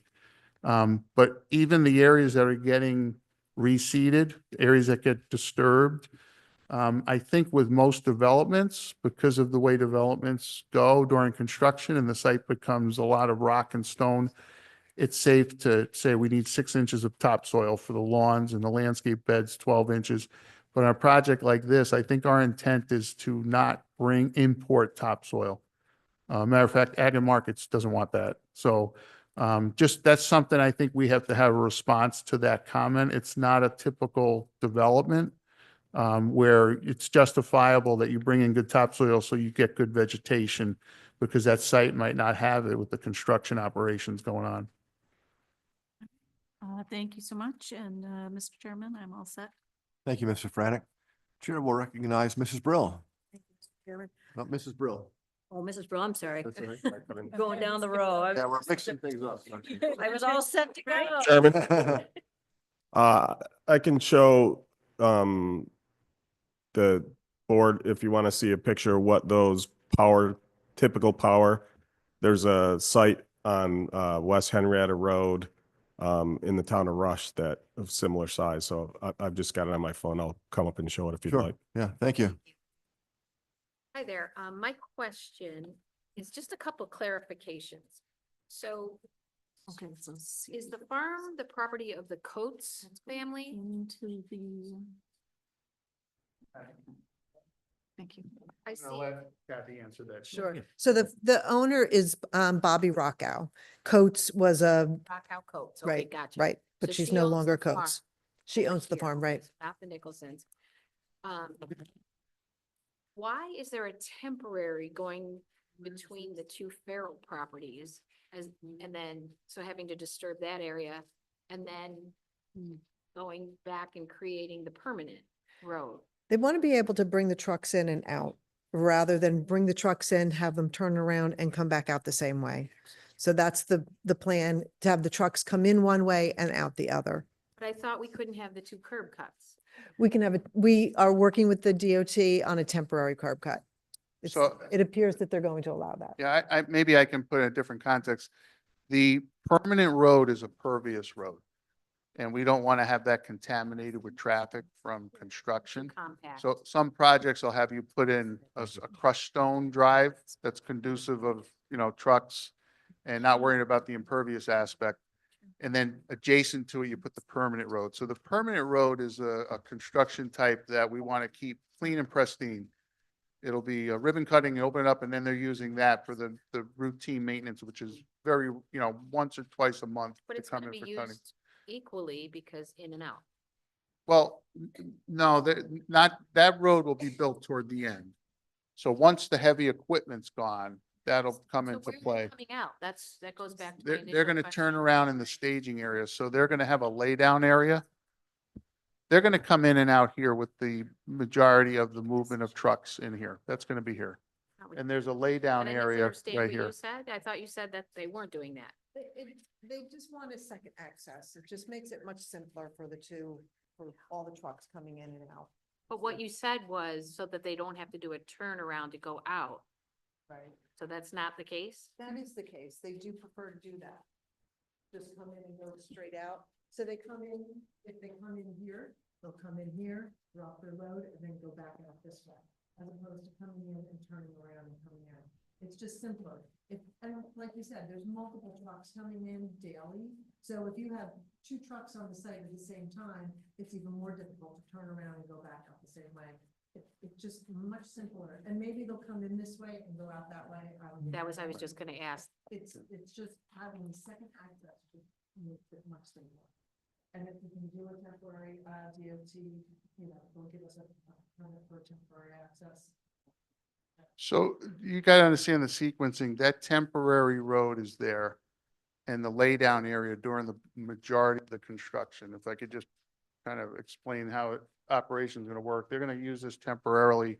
This is a laydown area. That's where they're gonna bring those containers in and operate to get the bulk of this constructed. Then toward the last month of construction, this is when that road will get constructed and that material then gets put over here. I talked about laying down the soil and mapping it. So that's after this is substantially done, where that laydown area then disappears. You don't need all the laydown area. So really, this is getting constructed toward the end. It's also the length of it. You're driving a much greater distance, into the site, where this is a more direct route for construction, traffic. Forgive me. I'm with you. Yeah, me too. You just said it's getting built towards the end. So The- how are they, it doesn't, I've heard contradictory things that you've said. Yeah, what Kathy's saying And is, we're all in agreement here. So I- hold on a second. So I think it needs to be decided which one's the entry and which one's the exit for the Farrell family especially, because I think the full truck versus the empty truck might make a difference in noise or whatever the case may be. I might be wrong. But then I just heard you say that the permanent road is gonna be built at the end. toward the end. So what there's a point of when they're there with their equipment, and they're gonna have the earthwork guys come in at different times. They don't like to come in all choppy. They want to do as much as they can in big full swoops. So the pervious road construction, for the most part, will be in the second half of the array construction. So There, there's an existing path, if you will, through there. There's an existing road. There's an existing farm the path through farm there that road is going follows to be that. used today. The farm road will be improved upon, but to be maintained as an impervious drive Correct. towards the end. So it's an existing farm road, dirt or whatever, that will be able to be used as an access road. Right. That's where the confusion was. So, so what's being built toward the end is the pervious road. It becomes impervious with all the trucks going over it. And then toward the end, we dig it up and make it pervious so that we have the infiltration we need. During construction, it will be more likely. Compacted. Right. Okay. Thank you for clarifying. I Sure. appreciate it. Sorry for the confusion. Okay, thank you, Jim. Okay, Mrs. Brill, very good. Chair will recognize Mrs. Reynolds. Sorry about that earlier. No worries. My fault. No, not at all. I just have one question. You had mentioned that residents can subscribe for energy discounts. Can you explain that process and who would be eligible? So anyone within the utility can sign up for any number of solar projects that are out there right now. You just have to go on the utility's website and get, use your account number and sign up, and your electricity will, come from this array. You can support this array or any of the other projects that are out there in the state in the utility. Is it through like the RG&E website? They- They have this, or? They through should have a your link site? on there, correct? They should. Mm-hmm. And if I can get you, a direct link to where you sign up if you'd like me to. I can send that over. I'm Is happy to do that. there any type of, what's the benefit? I know it probably ranges. Is there an average benefit to the consumer? It depends on the project, but it typically is between 5 and 8% discount. So it's not a huge amount of money, but it does give people the ability to support the solar projects. And it's, it is a discount, so it's nice for people. Thank you. That's all I had, Mr. Chairman. Thank you, Mrs. Reynolds. Chair will recognize Mr. Liss. Thank you, Mr. Chairman. You're welcome. Yeah, I'm looking at the landscaping plan and I was just wondering, do you have something is it to the west of the road? I don't see landscaping. To screen the houses, I see behind the houses where you've done that, but the house to the, that's closest to the access road. Is Is that my orientation west of that road? this is not our most updated landscaping plan. We have been working with the neighbors and we've been adding. So you're talking about west, you're talking about. Yeah, yeah. So right this is existing. there. And that's gonna remain, and then we're adding, and when you see our new updated plan, we've added a ton more. We're talking to both of these neighbors. These two neighbors don't have any issue, but we're gonna load this up for these two neighbors here. And we're also loading up back here as well. No berm or anything. Because Brian can mess with the water. Okay, all right, all right. And you just mentioned your landscape managers, the sheep.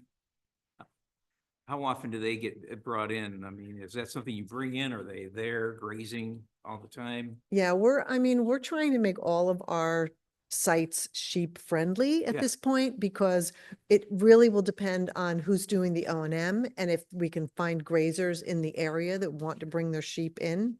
That's how it works. And, we wouldn't sign them up right now because they need to know how many sheep to have and how they're going to transport them. So that'll all happen when the project is completed and the O&M is sort of established, our maintenance plan. But it depends on the size of the array and how many sheep they put out there, how long they'll be there, but they do bring them in, leave them for a certain amount of time, and then take them away. They either take them home or sometimes they rotate from project to project. No So, fear of them being deported. excuse me, There's no fear of them being deported after January. you never know. I mean, Thank you. That's all I have, Mr. Chairman. Thank you. Thank you, Mr. Liss. Chair will recognize Mr. Borkowski. Thank you, Mr. Chairman. You're welcome.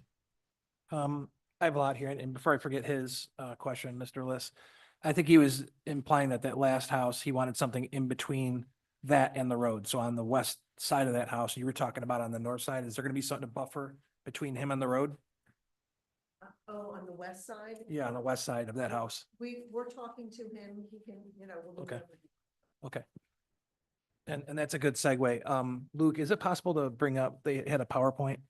And there was a part where they had meetings with neighbors and there was a couple, but we went past that really quickly. There was one slide right there. Okay.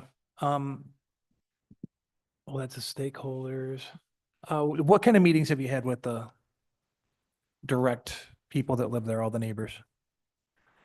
So we had our stakeholder, or our neighborhood community event, and we only got a couple people that actually attended that. But we also have spoken to the two neighbors on the very far end, right next to the barn, basically. The two Farrell families, that Mr. Farrell, a senior, I guess, maybe, who lives on the east side of the right of way. He was at one of the meetings. We chatted briefly and he's like, I'm fine.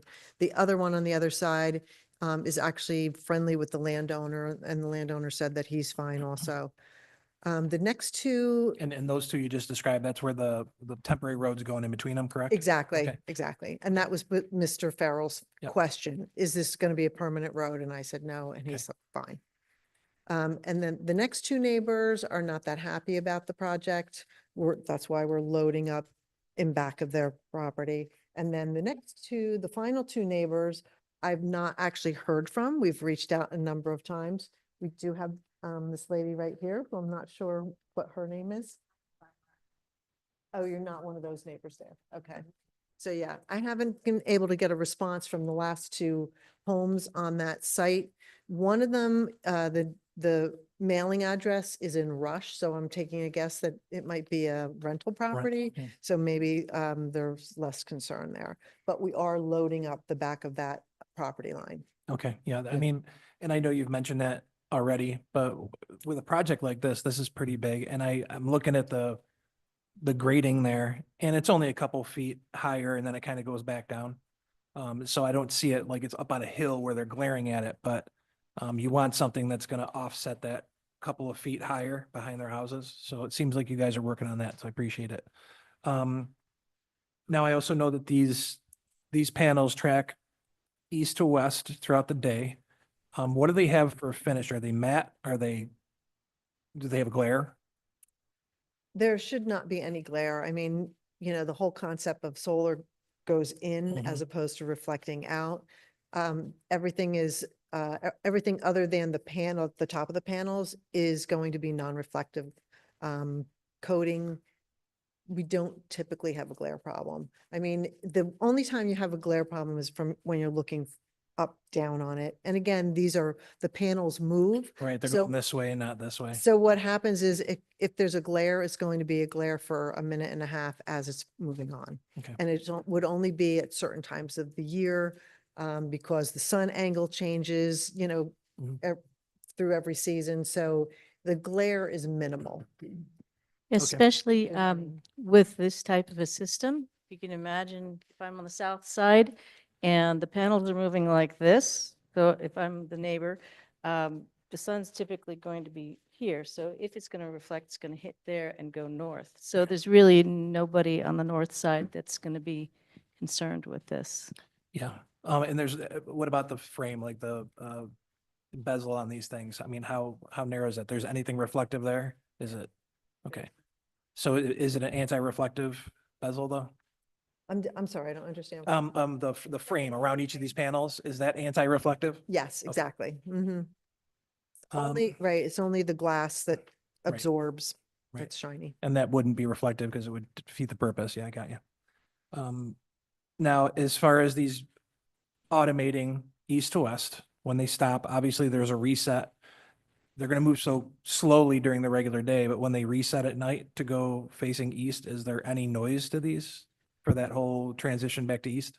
They do make a tiny bit of noise as they're moving along. It's, almost a creaking sound sometimes that you'll hear, but the distance, you won't hear it from homes because of the distance. Okay. But they move very slowly all the time. So when they readjust, it'll just be, moving slowly again back. Okay. Did you guys have any kind of like decibel meter readings on these from distances? That's definitely been studied and I can share that information. Right. And you're pretty sure this distance from those homes to those, they're not going to hear the squeaking? Exactly. Okay. Mhm. You mentioned you're powering private residences. One of the slides or maybe the notes, it said that there would be about 3.5 million coming to Henrietta for the life of the project. What is the life of this project? Well, the life of the project, typically we have a 25-year lease with up to 4 5-year extensions. So it could be up to 35, 45 years. It depends more on what happens in the future with solar. These panels are 715 watts that we're planning on putting on. Since in the short time that I've been doing solar, 4 years, we started at something like 250. So it continues to increase. If these panels are outdated in 20 years, they could potentially go in and replace them all. Or if hydrogen becomes a extremely viable power source, they might completely go out and just take them all down. It just depends on what happens in the future. But right at this moment, the project is between 25 and 45 years. Okay, so for your math, this $3.5 million, which number did you use? No, well, that's, 25 or 45?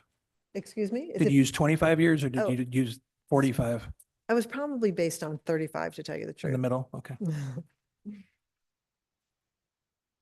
And how long after this completion is the temporary road going to be dismantled? The temporary road will be dismantled after the need is, completed. So once all the panels are in and once everything's completed, is there Like a week within completion, 6 months within completion?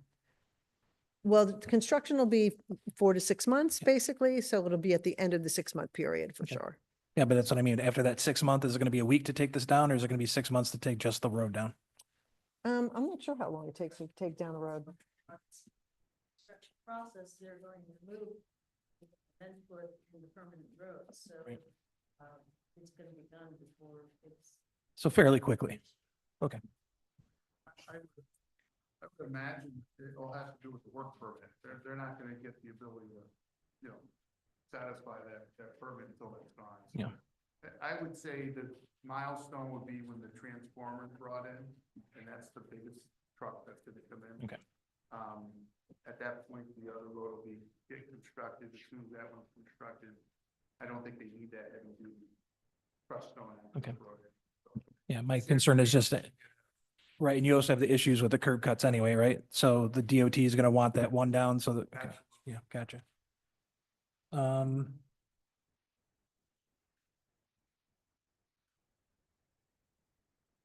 Yeah, I would, and stuff like this with those neighbors looking at that, I wish more people could do some, especially now with AI and everything, being able to get some kind of elevations or fake virtual elevations of seeing what these people are going to see out their back window. I understand we're talking about a lot of screening and you guys are doing a lot with that, so I appreciate it, but maybe as a board, I think we ought to maybe start with these becoming more prevalent. We should start requiring some virtual elevations, in my opinion, but that's just a side note. We do have some visual sims, if that's what you're looking for. Yeah, I would From love the- that. From the public road, from Brooks Road. I would actually really love that. Because a lot of what we're talking about is based on what the neighbors are seeing, what they're going through. You've got half the people that are cool with this, half the people that are apprehensive, to say the least. I think seeing those fake elevations would be at least something. And we just had this come in with a pole we want done because it might be too high and we want to know what the people see. So when we're looking at this in 2D, this direction, it's impossible. We've been doing this for a long time, so we can go into the elevations and look at those lines and see, how it undulates, and there's not a lot there. I know that, but still, it'd be nice to see what they're seeing.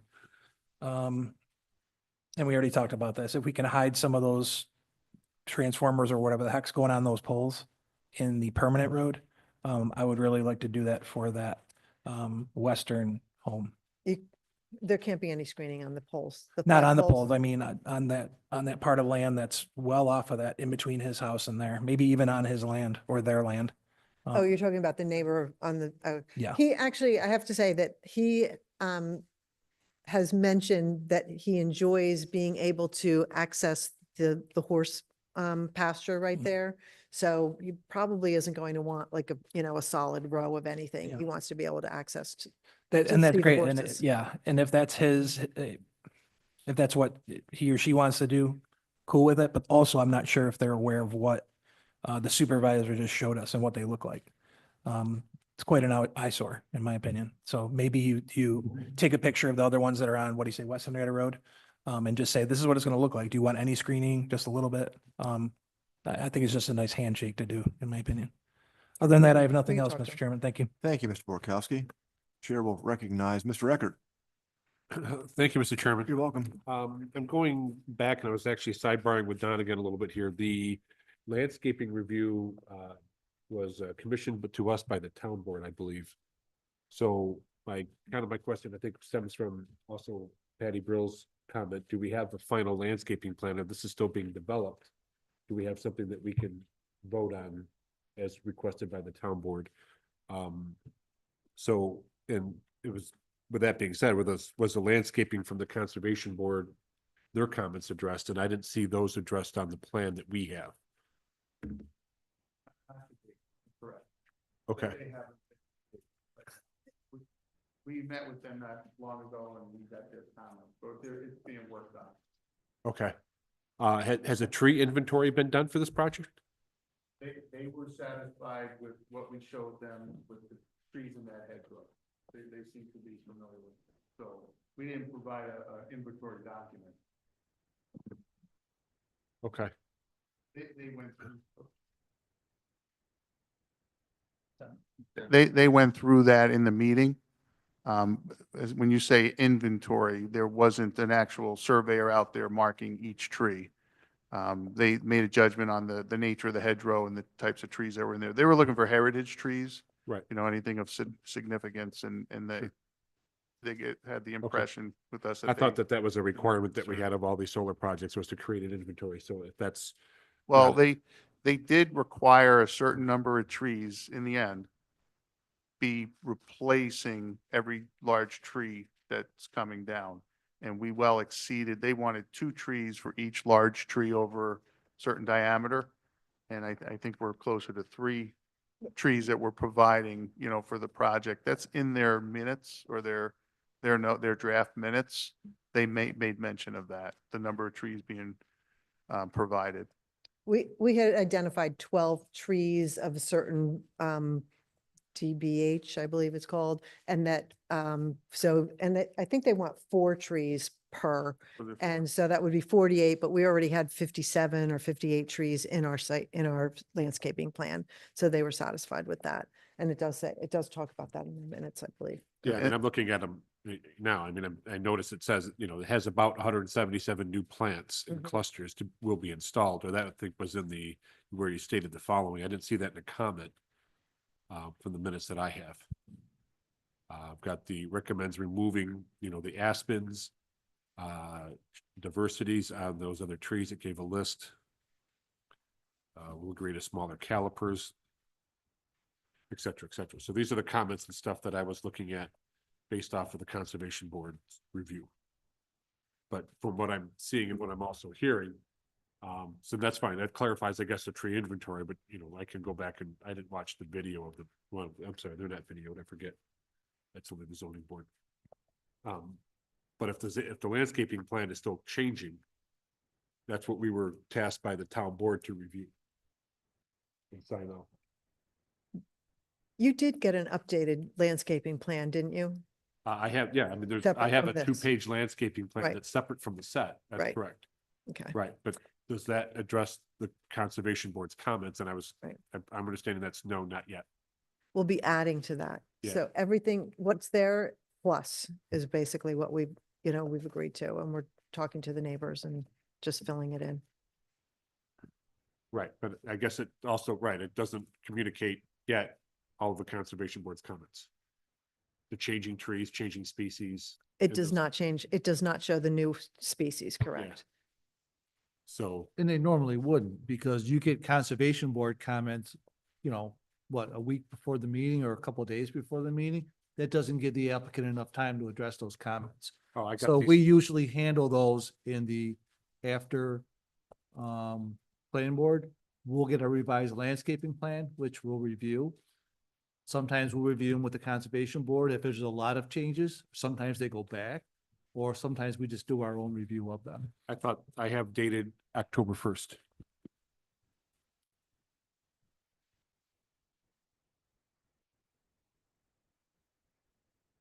November 7th. I got you. Okay, so that's what I'm misreading on that. So I just thought maybe this was not enough October time to address 1st. the comments. Okay, well, but still back to the point, it was a commission by the town board to approve the landscaping plan, right? Well, if that's the case, then certainly the board could do a condition approval upon the landscaping plans coming back to the board, which we could either send as a PDF or we could have it as a meeting with the board. Okay, so I am up for any other, that's, I guess, just, I didn't have, let me double check, make any other comments. We talked about the sheep. I'm not aware of anybody in town that has sheep, so we had other solar arrays and they were not able to provide sheep for grazing, so I'm not familiar with that process. Have you reached out to anybody? Does anybody have sheep in the area? So there is a sheep grazing association that we're in touch with, actually, and Dennis did visit a sheep grazer in the area. Where was the sheep grazer that you visited?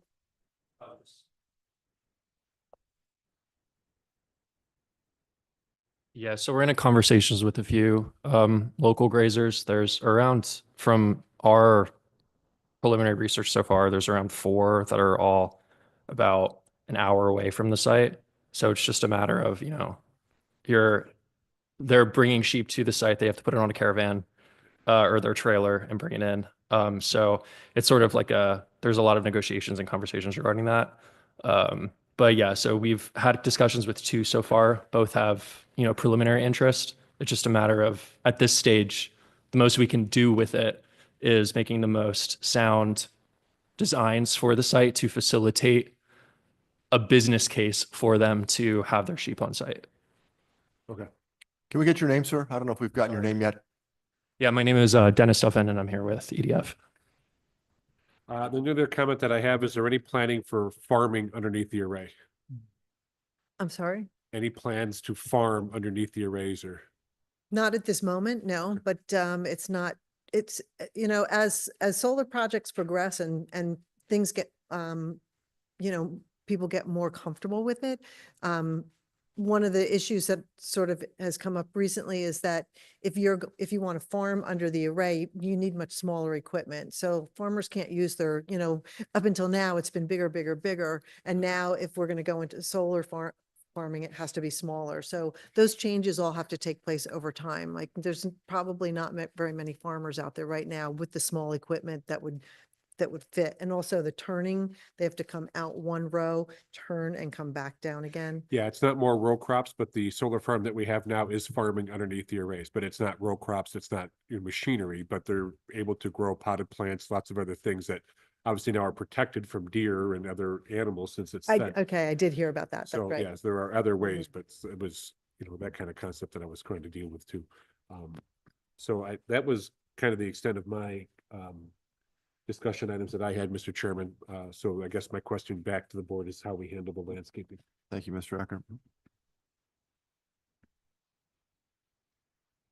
I've got a quick question for you. So is there a plan B in case you're unable to source sheep to graze there, or is that pretty much a non-issue, do you think? Well, I mean, the grazing is something that everyone wants to see happen.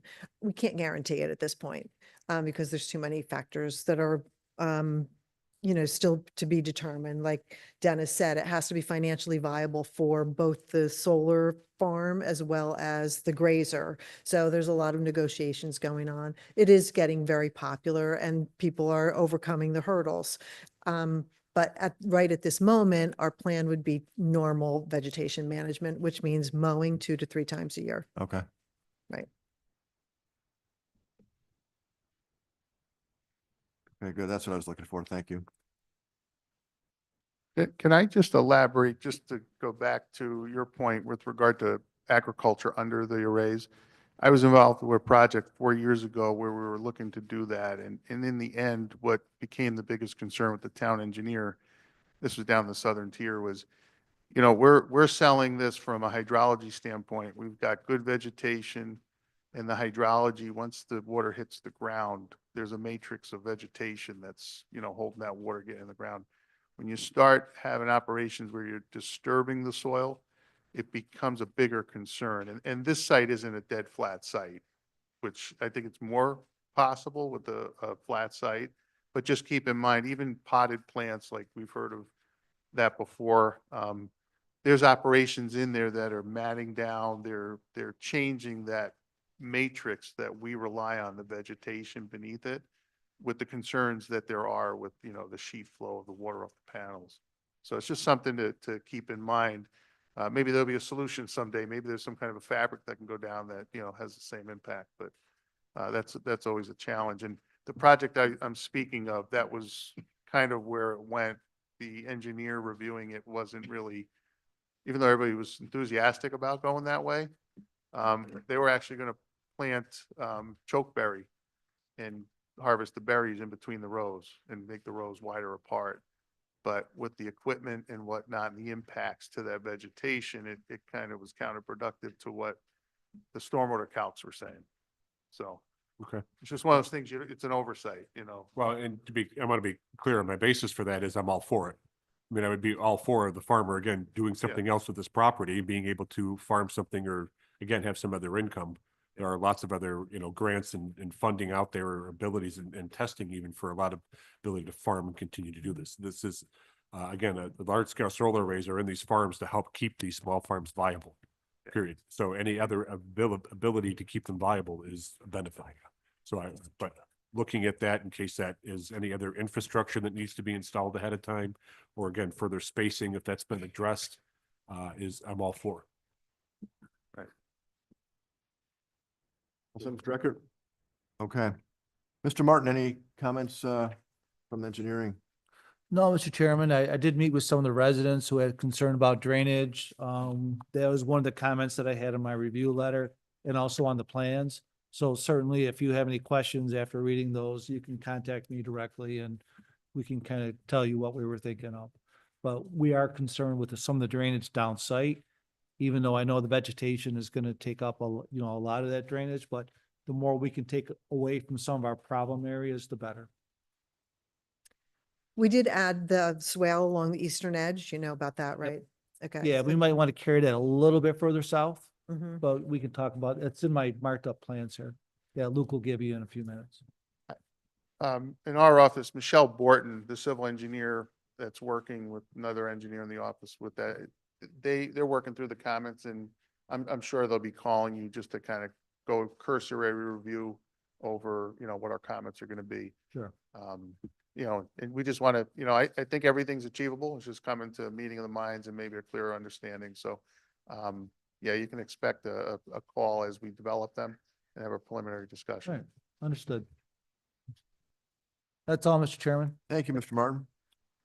Well, it sounds like there might be some concerns about the landscaping plan. I know Mr. Martin addressed that and said we can choose to do a conditional approval if we so wish.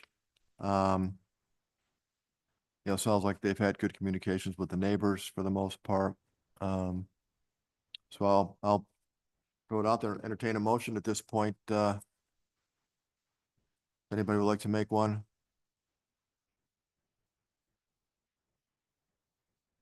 I don't have a problem making a motion, Mr. Chairman. I guess I'd just like to understand the conditions. I think Don is typing away over here. Yeah, so I guess in the first instance, the board should consider, so because these projects are fairly substantial and subject to special use permit review, the town board issues special use permit approval and seeker with a pretty lengthy list of conditions, some 20-some conditions, several of which specifically call out to the planning board to do certain things, which I noted in my written comments. So things including the planning board reviewing and accepting the landscaping plan, final selections of screening to be included in the site plan, to be approved by the planning board. Access is shown to the west. I don't see that. Items relative to separation. I just kind of eyeballed it. I don't know if the engineer has reviewed those. It may be okay regarding item 17.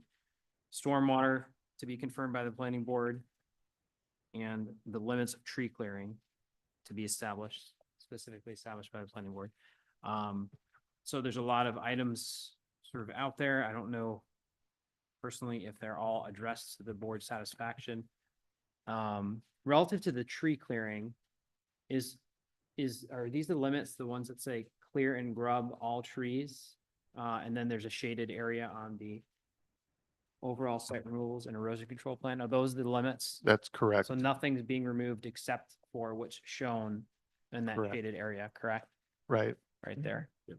Those two shaded areas and nothing else? And they elaborated that nothing along the eastern facade where the existing tree line is being used. So maybe a note should be added to the plans that say these are the limits of clearing, right? Because it doesn't actually, that's the limits. It just says you're doing it there. It doesn't say you're not doing it anywhere else. Yeah. A limit is something that says stop here. So, We can make that a note on the engineering review. yeah, and I can put it in your resolution too. Yeah, okay. Just to add a note. Hey, Don. So those items are sort of the ones that that jumped out to me, and before the board moves forward, the board should feel comfortable with proceeding on those items, among all the other stuff you did. I didn't bring that up, but you did mention earlier the that tree clearing. anything outside of those limits, you have to go and get a reapproval for, right? Both the town board and the planning board. Right. That's what we've agreed to. Okay. Mhm. And the plans are going to show an access road to the western array, is that right? Correct. Okay. Can I ask, I'm just trying to get a heads up to when we revise these drawings, what this board would expect, what would satisfy them. Typically, we cloud all the changes, and then sometimes we have a lot of responses that we're going to make little changes from the different reviews. You know, we're going to update the drawings. We can cloud the major stuff, like that road going from the access road to where they want to have a dry hydrant. But is it okay just to hit the bigger items and then we could step through it at the next meeting, or would you want to have everything clouded with a delta saying, you know, this was revised on this sheet?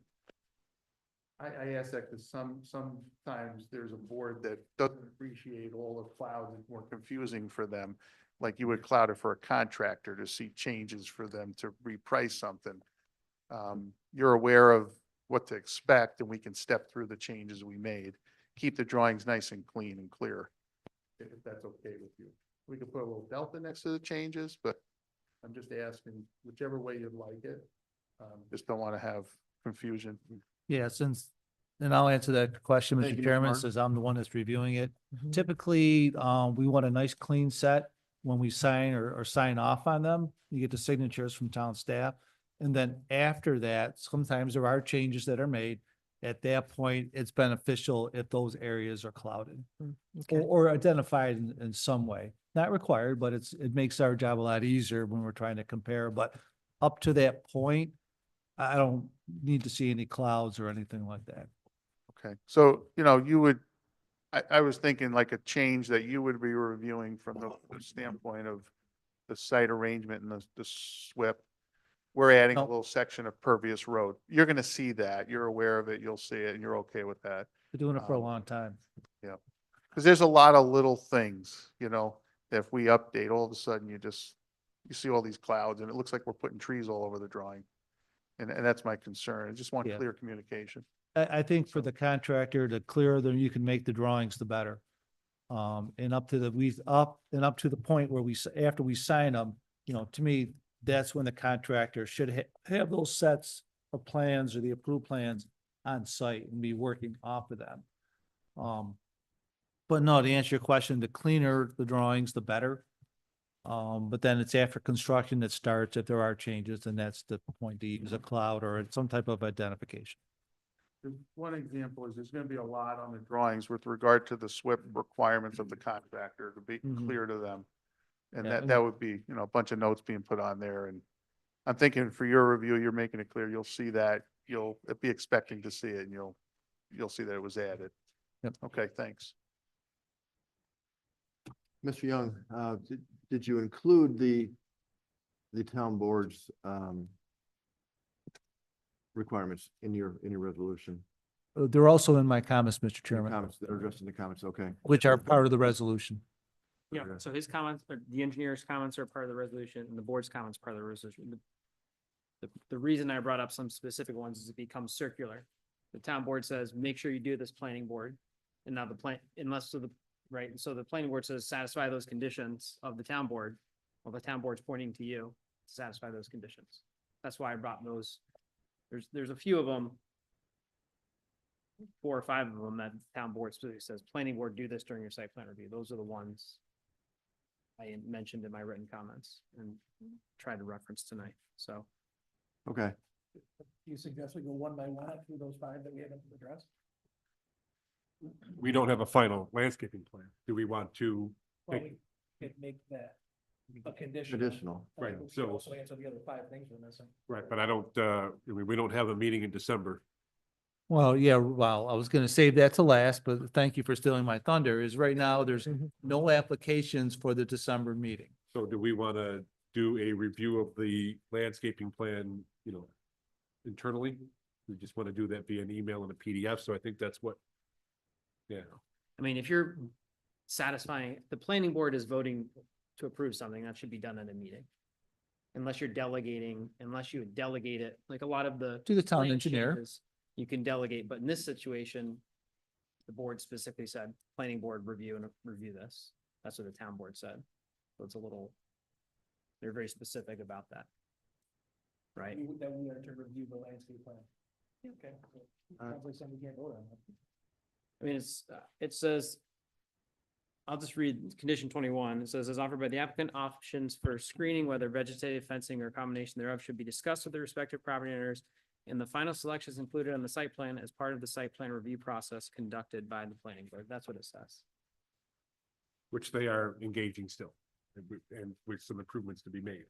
We have a good plan now, but supposedly improvements will be possibly deductions if depending on some residents want to see more or less, depending on how they get through that. To the applicant, how quickly were you hoping to start this project? Start the what? The project itself? You mean construction won't start until the spring at the earliest? So we have some time. The reason I'm asking that is when it's a good project, we don't want to hold up the applicant indefinitely on something, but if you're talking about that far out, it gives us some leeway to possibly not, and I don't think we have the ability to vote on it based on what the attorney's saying. That's just how I'm reading it. It's, I mean, it's in the sense of it not being a final landscaping plan.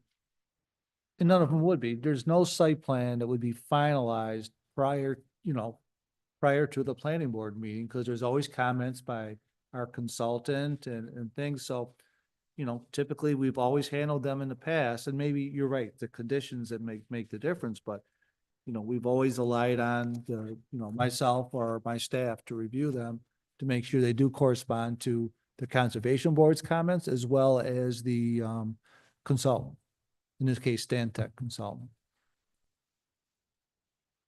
Yeah, I understand that, sir, but again, back to the town board's commitment to the planning board. No, understood. So I've been doing this for a good amount of time now, and sometimes you're doing it and you get some eye fatigue. Has the town board always given us this directive? Or is this a new thing that you noticed in the notes? So the reason I'm asking is we have a precedent to do this conditionally. However, I think it's more so with the solar panels, because we have a lot of conditions that are, or solar arrays that are part of that. So you're right, typically, I'm trying to think of a special use permit, you know, maybe for a restaurant or something like that. These conditions probably wouldn't be this detailed. There may be a few, but not to the extent that we see in the solar arrays. If this is going to be and again, we've had several solar arrays that have gone before the board too this year that have not come to the scrutiny not scrutiny per se, but Yeah. you know, we haven't denied them because we haven't seen the landscaping plan. Well, but that's But my- I'm that- not saying yeah. that we shouldn't. I'm just saying this is what we've done in the past. And my question is, when we did that in the past, did we have the same directives from the town board? For the other two solar projects, I mean, I'd have to look at what the conditions were.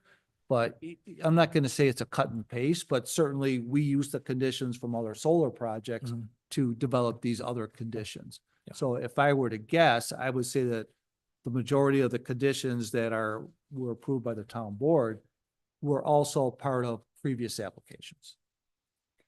And it's my understanding that this is addition, this is new. With this task request. Yeah, this directive, right? Correct. I don't think this is new. I just think it's a little more. I don't know, actually. Yeah. My suspicion is that it's kind of a standard part of the solar, the large scale Right. solar. And I don't know if it's any more detailed here or not than it usually is in terms of If- phrasing. If I may, for me, I don't think the issue is so much whether or not the town board has charged us or not. The issue for me is the proximity to quite a number of residents who, some of which clearly have some concerns. And I want to make sure that we do our due diligence in making sure that the residents feel comfortable that we have covered the landscaping plan to the extent that they would anticipate that we would cover the landscaping plan. I think, looking at those large poles, the questions in my mind is, what about arborvitae's in order to hide some of those poles from that westernmost house there that has a lot of concerns about the road and the project going in right over there. Also, we were charged with the fencing, and I know we discussed the fencing. I don't know that that was finalized.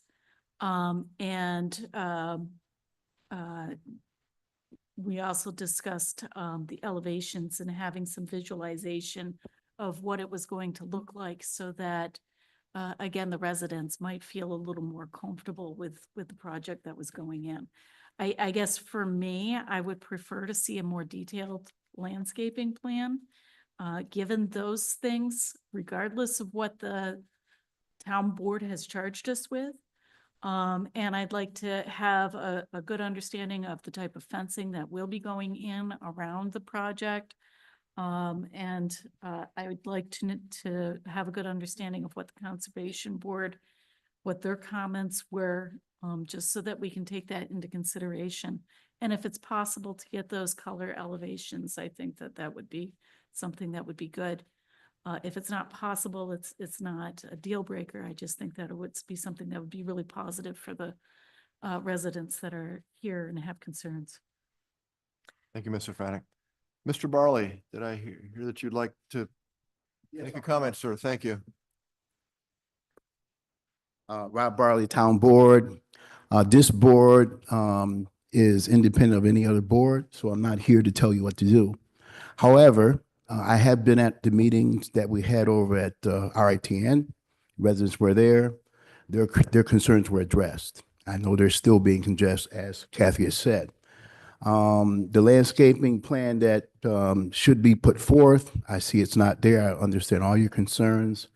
I think that's something you're going to decide to do or not do. I don't think it's something that personally I would have to hold up the project from being approved or moved on, but I do think that it should be, as the attorney has said, some contingencies to know that that's got to be done, or else it won't move forward after this is done.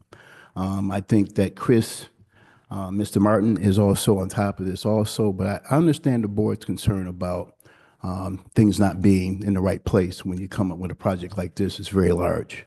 and I do respect all your opinions. Thank you, Mr. Barley. Yeah, and if I might add, thinking about some of the other solar projects that we've had, this really is the first one that we've seen where it's literally in people's backyard. Not to, change my opinion, but you're right. This does probably hold a higher scrutiny than some of the other ones have done.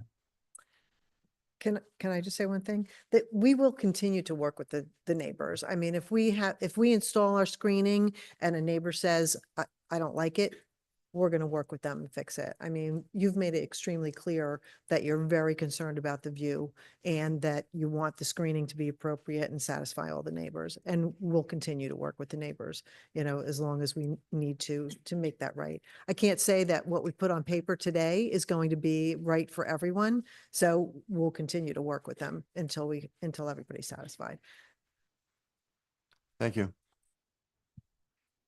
Well, we've heard a lot of comments. We're certainly able to table this if we so choose this evening. We can do a conditioned approval. So I will leave it up to the board. Somebody, chair will entertain a motion. I'd like to make a motion to table until we can review an updated landscaping plan, even if it's not, if there's continuing updates beyond that, that's fine. I would like to see an updated landscaping plan. I will second that motion. Thank you, Mr. Fanick. Thank you, Mr. Borkowski. And I would like to say, everything you're saying, I 100% believe you, just Yep. your demeanor and everything. I can tell that you want to do the right thing, but until we kind of have it on paper, it's just what we're saying here, so. Are we going to have a December meeting? I'm sorry? Will we have a December meeting? Sure. I mean, there's no reason why we can't, just because we don't have any, active projects. And certainly I don't think I'd want this, to delay the applicant anymore. So there's no reason why we can't have a December meeting. Sure. If they're prepared, if that's a time frame for them, Yeah. that's fine. Yeah, and we also have maybe some other items that we could have at that meeting as well. We have some building elevations from some other projects that, we were gonna hold off till January, but we could certainly do those in December. Okay. All right, so we have a motion to table, discussion. All in favor, say aye. Aye. Aye. All opposed, say nay. The opinion of the chair, the ayes have it. So we've tabled this application until next month, okay? All right, we'll see So you in thank you very December. much for listening to us. We appreciate your presentation and we'll look forward to visiting with you again. And as a reference, I would really like to have off next You give them the plans. month, but that's our job to be here and we put it on ourselves, so. You gave them the plans. You get your stuff and we'll be here. Notes want our information, so we don't have to. Sure. Yeah. Yeah. Mr. Bushin can, I saw you guys all the time again. Thank you. I gave, Yes. I'm assuming. Yeah, so give me a call later. We can tell you what we need for that meeting as far as Yep. revised plans and things like that.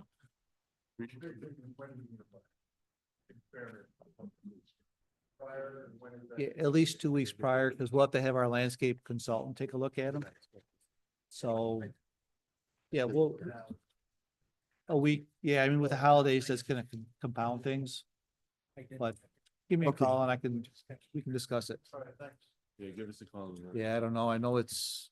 the the board is going to third take a week short is- recess here. I will invite the next applicant to come up and set up if you'd like. But we'll meet back in about 10 minutes at, time is it? 8:12. What's today, the 20th, so it's less than 4 weeks? It's gotta be Okay, 4 weeks, right? Yeah. No, the holiday kind of screws things up a little That's bit. My street down there, yeah. That's a, wow. Is it, it's an apartment? Yeah, it's an apartment, yeah. Well, that was the siren that we heard? Yeah. Okay. Are you on the fire line? thing? My girlfriend lives over We have the same, I think we're gonna have the same problem with this as we did with the other one. Yeah. I think. No, I think it was the right call, as much as I like to see these things go. All that Lake Pamela. I think that there were two issues going on there. Me, you can come up. Cause I got some revised plans for you. Got some revised plans for you. I know you'd like. You have a question? Yes. Yeah, mine are too. Yes. So there's good possibility that what you saw a few minutes ago may happen tonight too. I don't know. So there's some new conditions. Other ones, I don't think were super critical because you weren't literally in somebody's backyard. Where this one is very similar to the one on Brooks Road, where it is in the back. You okay? Yeah. Were you rear-ended or was it a T? I T-bone somebody. I was in my work truck coming down. You know, it's 2 lanes heading south on this in Castle. Yeah. I'm in the left lane. There's a car on the right lane, a little bit ahead of me. You don't have. This guy stops on a Castle Road. Car in front of me and to my right went past me. He decided. So for subdivision, yes, He didn't see me. but for site plan, I mean, we don't, it's just fine. Okay. So is it, we're kind of in a catch 22, Got something or other. where, I had a pickup. we can do it, and that's kind of what I was hoping tonight would have gone. There would be conviction. My back said this today, they told me I would feel to come tomorrow. So the other ones, the other ones. Yeah. Without conditional approval. The other.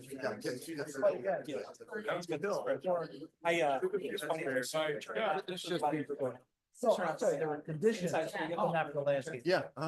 And I stood up on like a mouse and carried faces and stuff. Were they as detailed as the ones? I get up and I went to go do it. Right out from under here, smacking that, and I just go down and Yeah. I just nicked my head and I'm like, oh. Okay, yeah. 3 days later, it couldn't move my head. Okay. Yeah, it just settles in, so. So that's why you're here to see. what it is, But I think the landscaping screening plan will specifies how landscaping, screening will mitigate any adverse. effects. So I think that's kind of what. the plan is.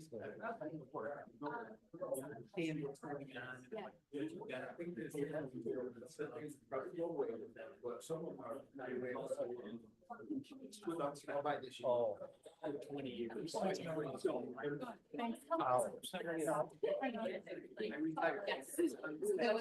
Sorry.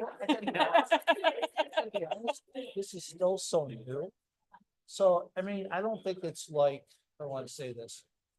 Like any, civil engineers could really. It's not like a niche, like cell towers or something like that. Sorry, I misspoke. I think they're looking for like a niche, somebody that does this day in and day out type of thing. Well, somewhere. Yeah.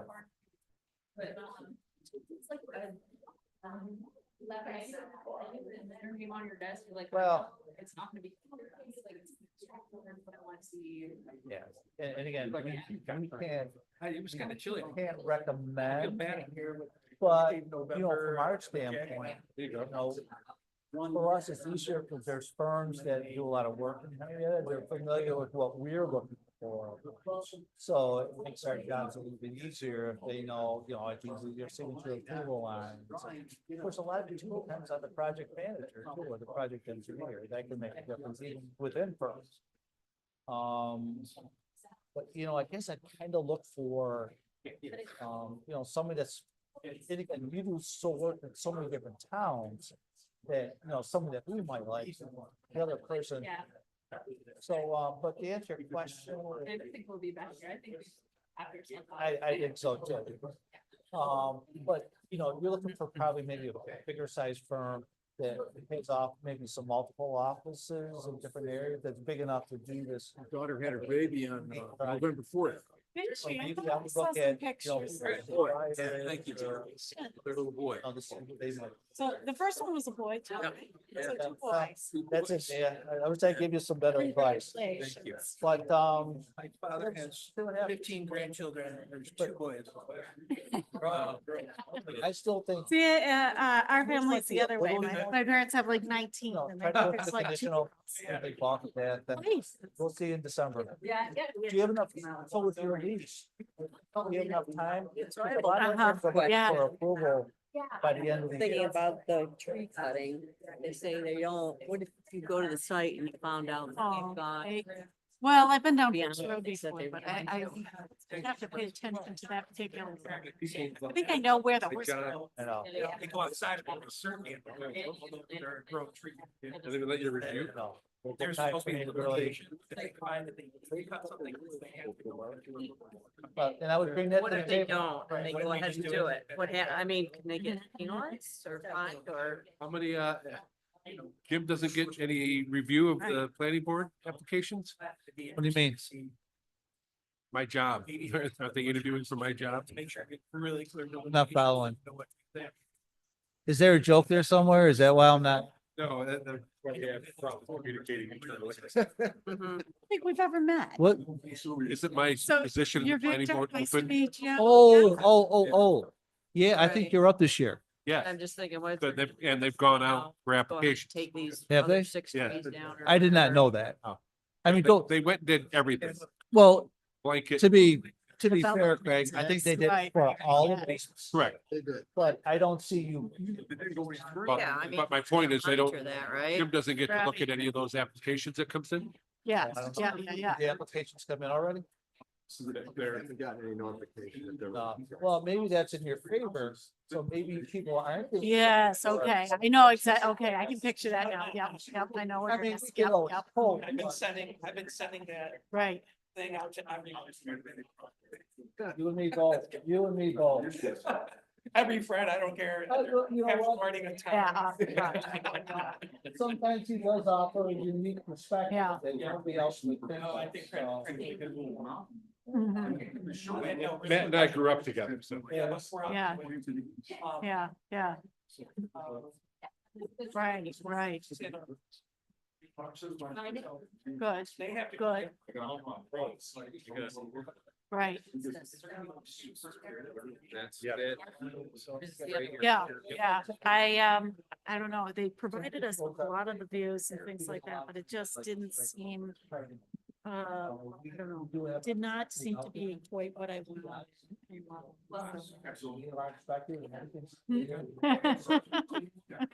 Trigger down. Found out in some of our apartment project on East Henry Road. There's Mhm. Ben. Sometimes they. Well, you know, what I would suggest is that you should definitely email in comments to the board and include Yeah, those. can't be out there holding their head, they'll yell, we're standing there for 8 hours. Yeah, but yeah, you can't yeah, bring it and back. that's part of the official record. East Henry Road, they're planting 3 times. a- Right, right. They went into a landscape buffer area, and they were planting a whole other row, two more rows of trees. Yeah. It's really- Like that's- Well, yeah, and into that Yeah, fence, we're yeah, getting, right. evergreens and arborvitae's that are, it's now gonna be a complete screening versus what's there for the existing ones. that make the weed trees, deciduous, and Oh, yeah. it will be. Right, right. Yeah, it does take time, no question about it. Okay, everybody, I think we're gonna If I could pay, you know, it doesn't look like you're where you're supposed to be. If you. end our recess and get started again. Second day, like, yeah, it doesn't look right, and third day, complete utter, you know, Look, you're all guy was gonna about- come after me. Yeah, yeah.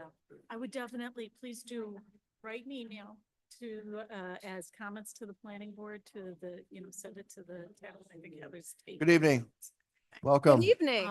With regards to the project, include any, documentation, pictures or anything that you have, so that it can be part of the permanent. Everybody, we're gonna get started again, please. May take your seats. Waiting on DY. Who? Yeah, yeah. Oh, Didn't you Thank have you. like some exciting news coming right after our last time we saw you? Yeah, I'm gonna have to show you photos now. How long He's a ago? year old as of Sunday. there.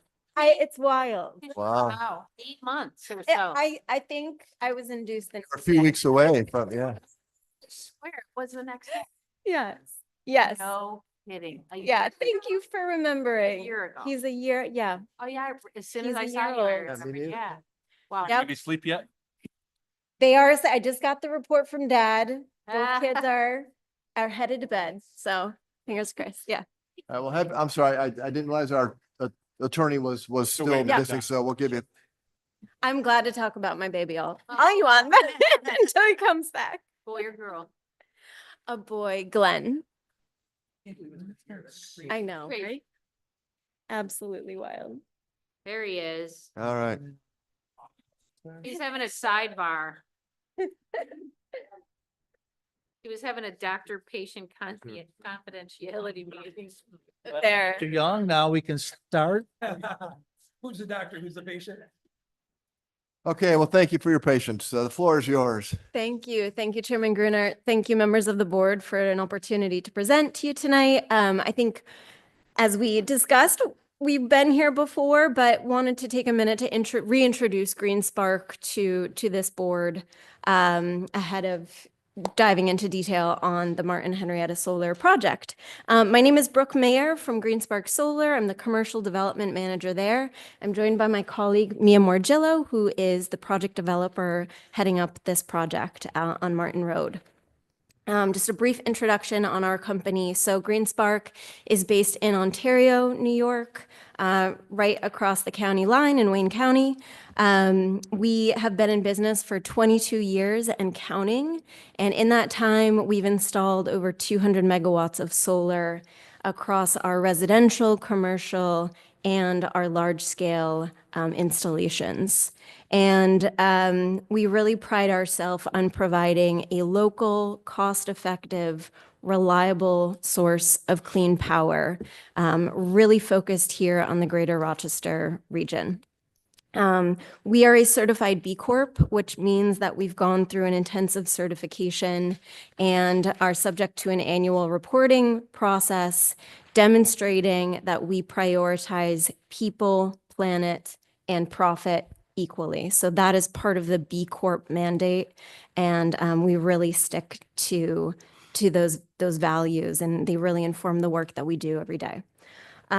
We manage all of our large-scale projects in-house through our EPC arm, through our engineering, procurement, and construction arm. And that is really to ensure accountability, to guarantee quality and reliability in the quality of our work. And we really pride ourselves on being good neighbors on these projects.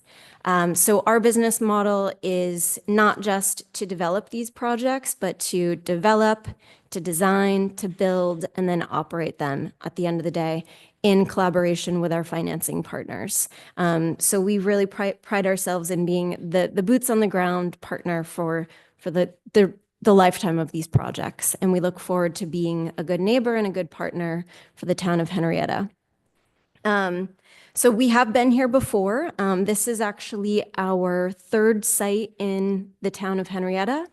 So just to briefly recap, last year we permitted the Tobin Henrietta Solar Project, which is a 3 megawatt project at 55 Tobin Road.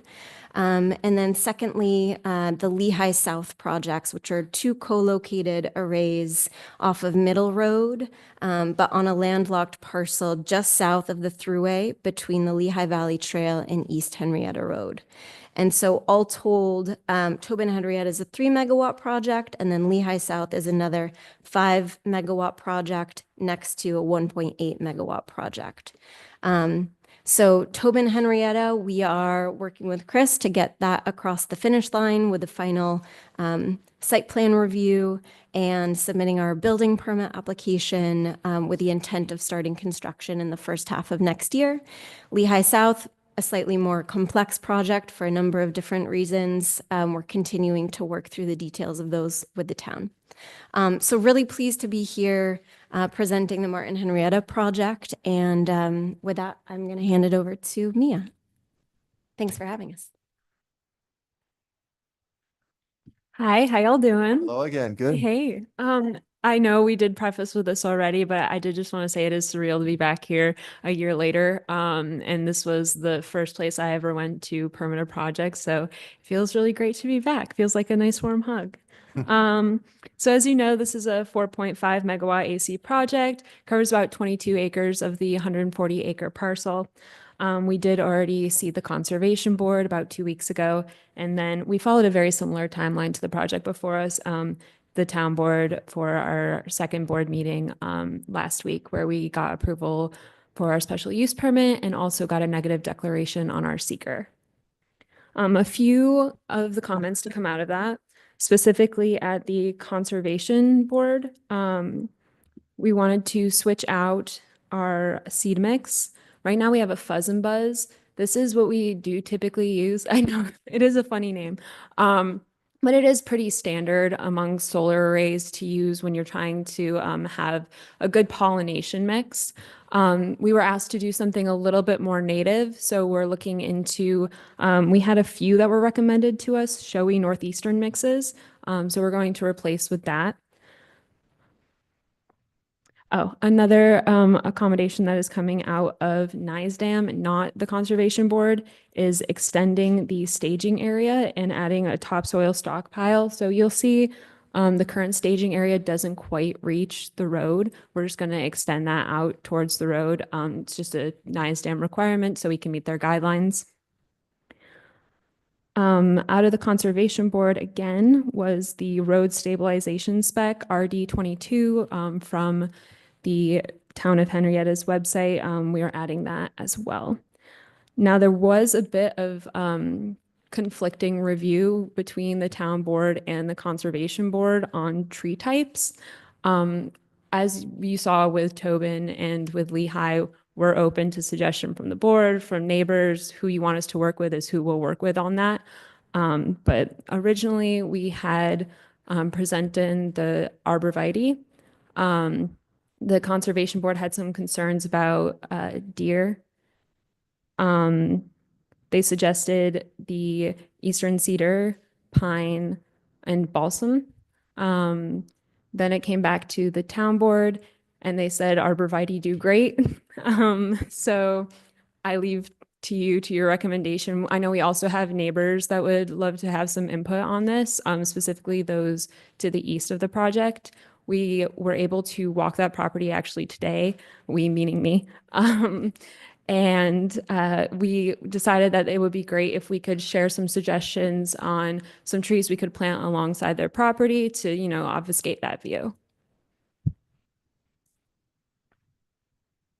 Okay. And lastly, we did get all of the comments from Chris Martin, Stantec, Vanguard, the fire marshal, the county, and Kevin Wilson. We were just given those at the end of last week, so we haven't had a chance to fully review and reply, but we intend to do that in the following weeks. Can you, Luke, can you blow up a little? You had talked about a road not going all the way somewhere. Where is that on the diagram there, the picture? Did you say the road? Did you say a road or a Oh, the staging area? Yeah, yeah.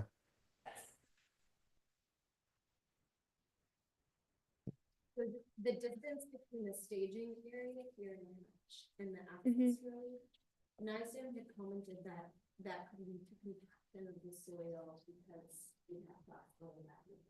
So they just want the staging area with just gravel basically to extend to the road. Ah, okay, okay, thank you. It's typical. Thank you.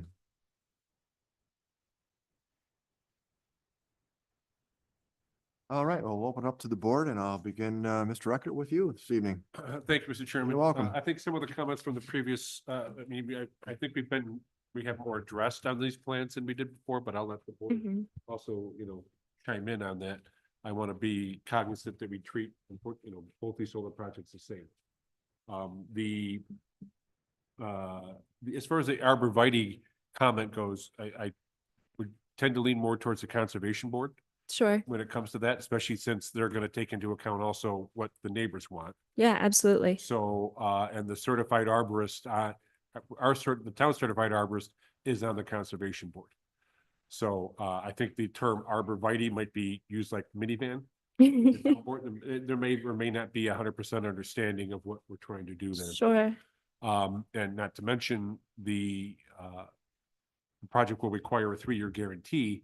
Last thing we want you to do is plant a tree and have it get munched on and you got to go out and plant it again or something else. So I think I'm more in line with the Conservation Board's comments. Sure. In that manner. And so it was kind of my idea that we would take those 3 species and put them in a mix, maybe not all of those 3 species, but definitely incorporating them into the plan. Yeah, okay. For obviously final review with Chris. Right, because I see the other comments from the Conservation Board you've addressed, and that's what we're looking at here, right? So back to then some of the other comments. So can we look at the clearing plan? But this project did have a tree inventory, right?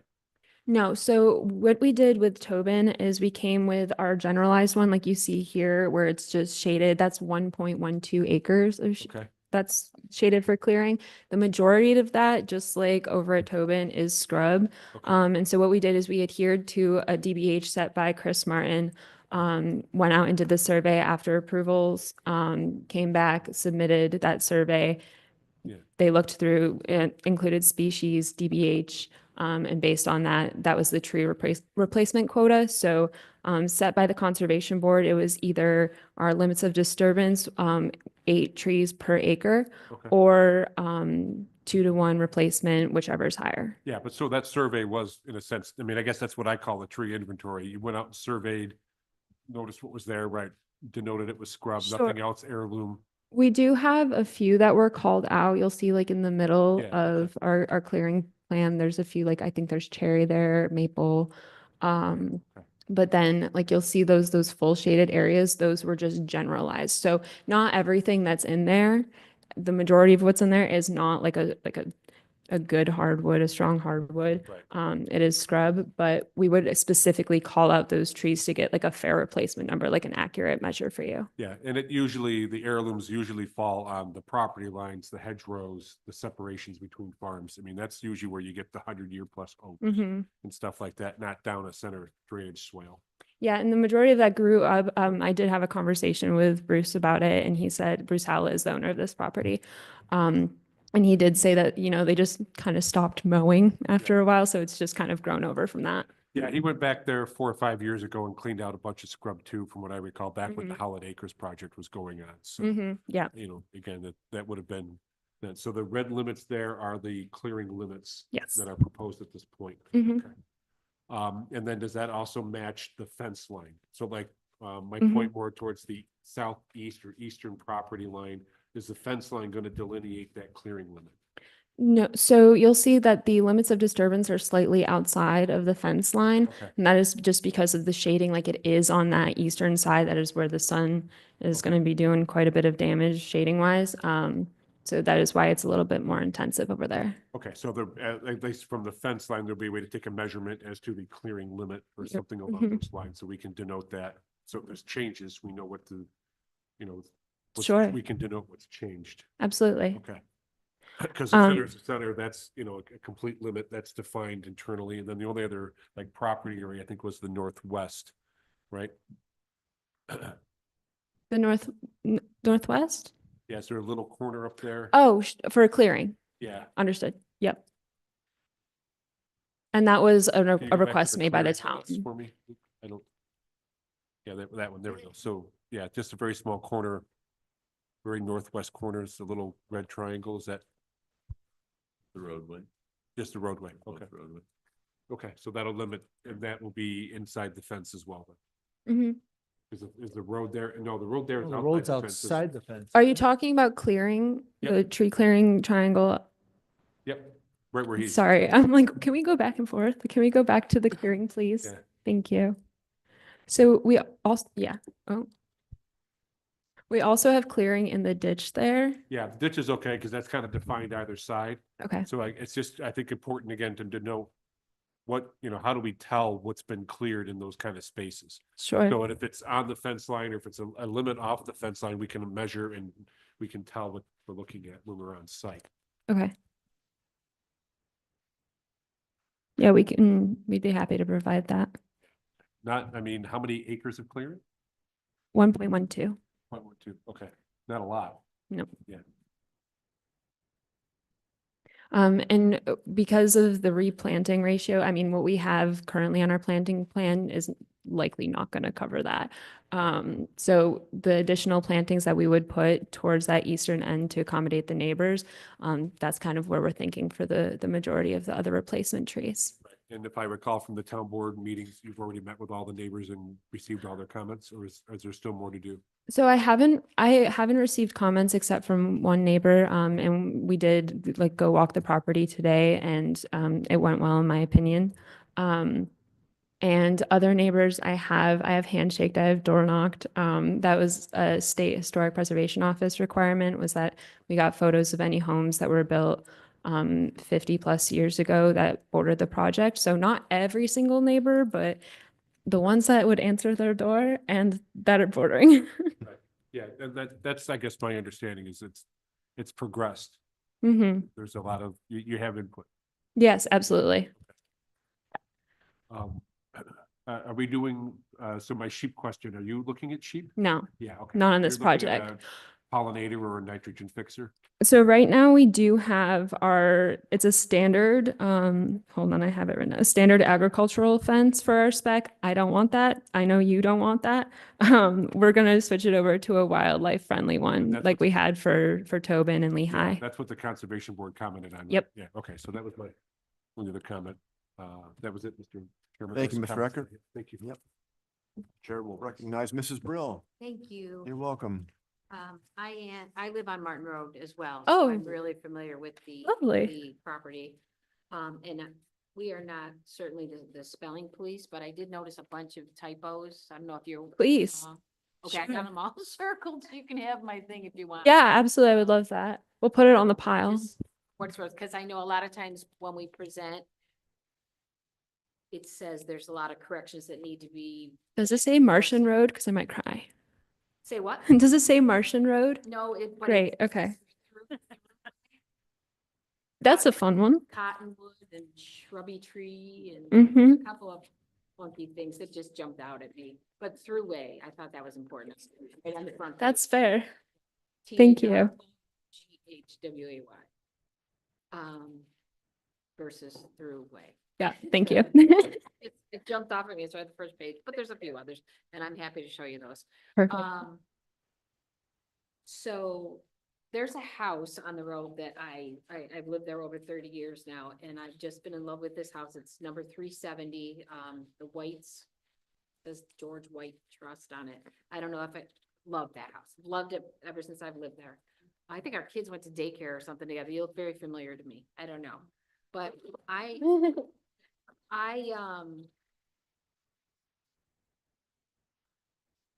driven by the house for years and it's open to the back and it looks down at this huge expanse, like almost like, the Badlands on, Sure. Lion King or something. There's always deer. We've pulled over to the side of the road because there's so much deer out there. When I first heard this was coming and looked at where it was, all I thought about was the people that live in this house.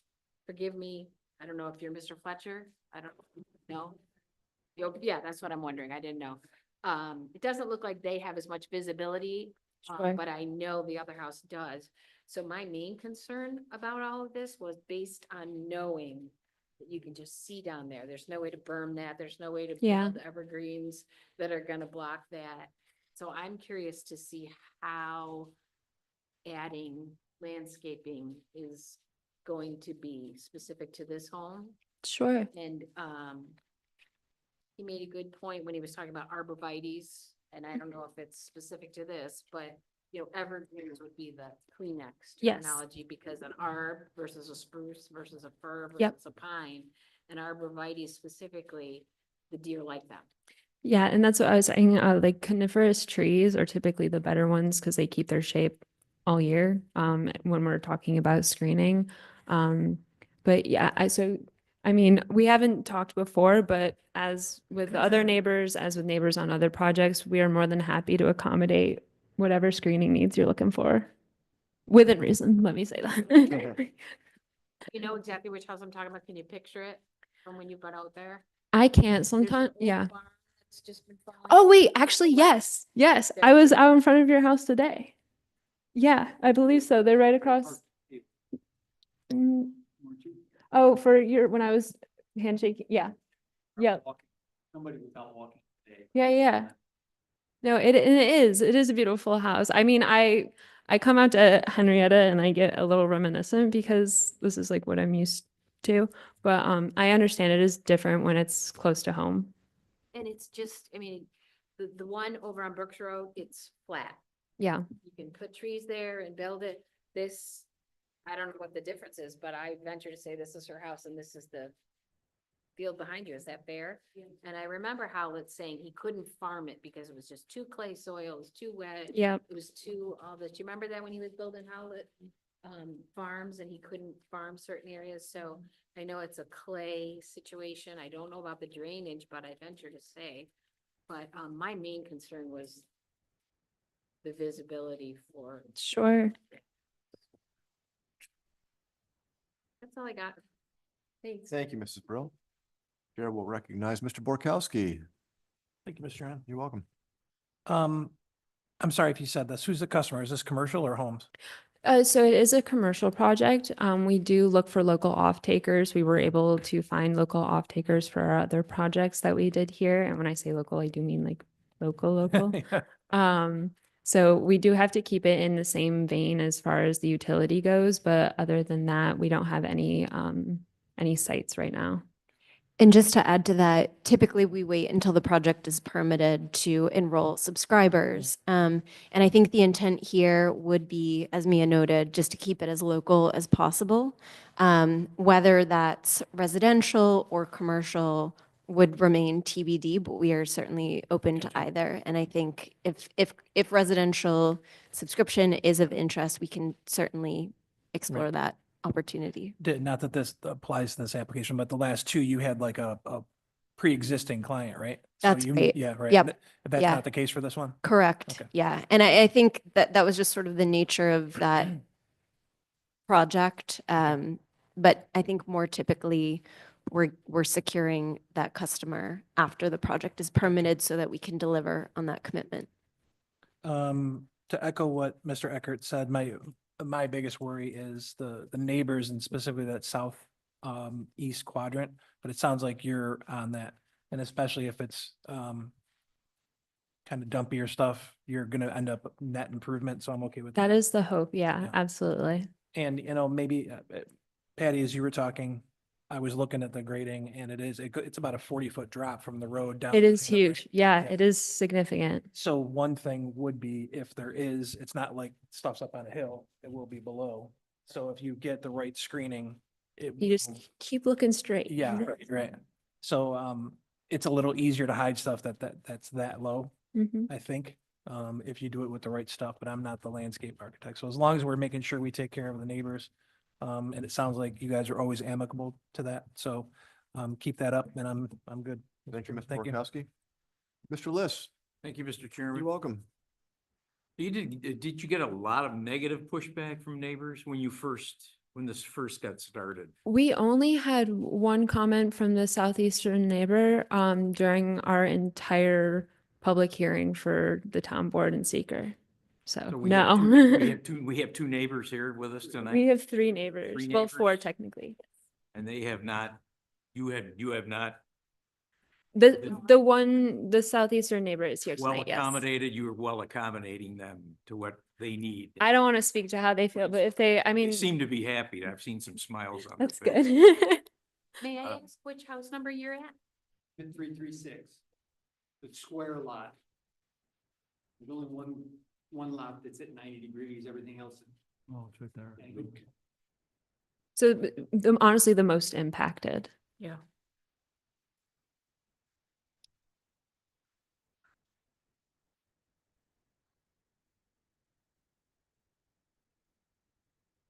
And how have you accommodated these neighbors with their landscaping desires, their? Sure. So, do you want me to speak to these specific neighbors or on past You don't have projects? to get too specific, just. Okay, well, I will say with Tobin was, I think, probably the best place because it's come to pass. I walked out with one of the neighbors who had concerns and voiced them at each of our public hearings. Like they really were concerned, and I completely understood where they were coming from. They're regrowing trees on their own property. Like they're very passionate about conservation. I can totally understand that. I got into this work because of that. So I walked the property with them. We tagged off some trees that they were more specifically concerned about to ensure that they weren't on the clearing plan, and they weren't. And then we worked with them to come up with our species list for replacement as well. There were another couple of neighbors who had some stronger concerns. And we were able to accommodate those with a condition set by the town board to plant, and there was a small gap in the tree line that already existed. And so we were able to use the species list that was drummed up from one neighbor that had concerns to accommodate the concerns of another neighbor. So we try to make our solutions as simple as possible. Thank you for that example. Absolutely. And just to build on that, in this instance, we haven't done any formal engagement. As you heard from the last project, they held a public event. We have not, just to be perfectly clear, we've not held a public event of any kind. And so if there are conversations ongoing, I think we are certainly open to continuing the conversation with the neighbors to ensure that everyone's in a place where it's mutually agreeable.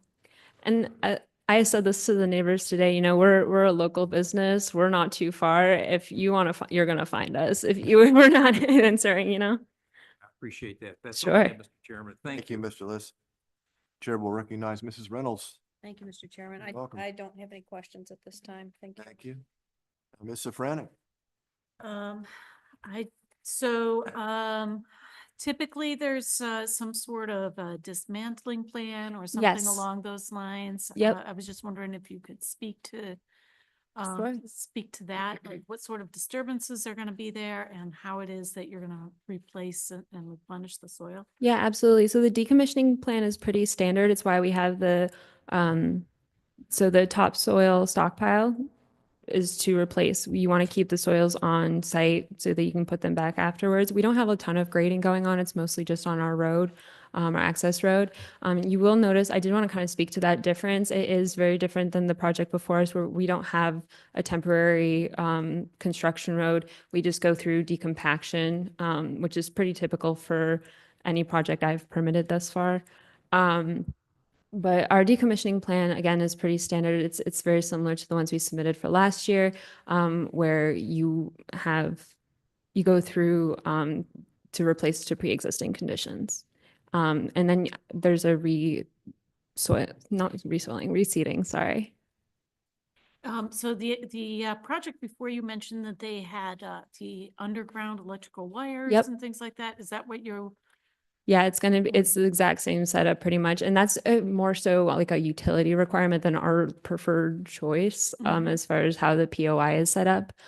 So the same things that the supervisor showed you is what's going to be at our POI. Okay. Yep. And that was going to be my next Yep. question. Yeah. And at like how close or how far from the home is it? I can see where the access road, and I'm assuming that block there, that's 336. Mm-hmm. So where would the poles be, on which side of the road? Okay, I see. Okay, thank you. Yep. And is there gonna be any screening around those poles for It's 336? Same answer as the last one. We don't put screening around large poles. I shouldn't say we don't, we can't. Okay, but what about like, I don't know, planting a row of trees or something along those lines, so at least it's a little more obstructed between the two? I mean, I don't have a good answer for that. I'm not an interconnection specialist, but I can see if that's a possibility. And if it is, we can pursue that path. Okay.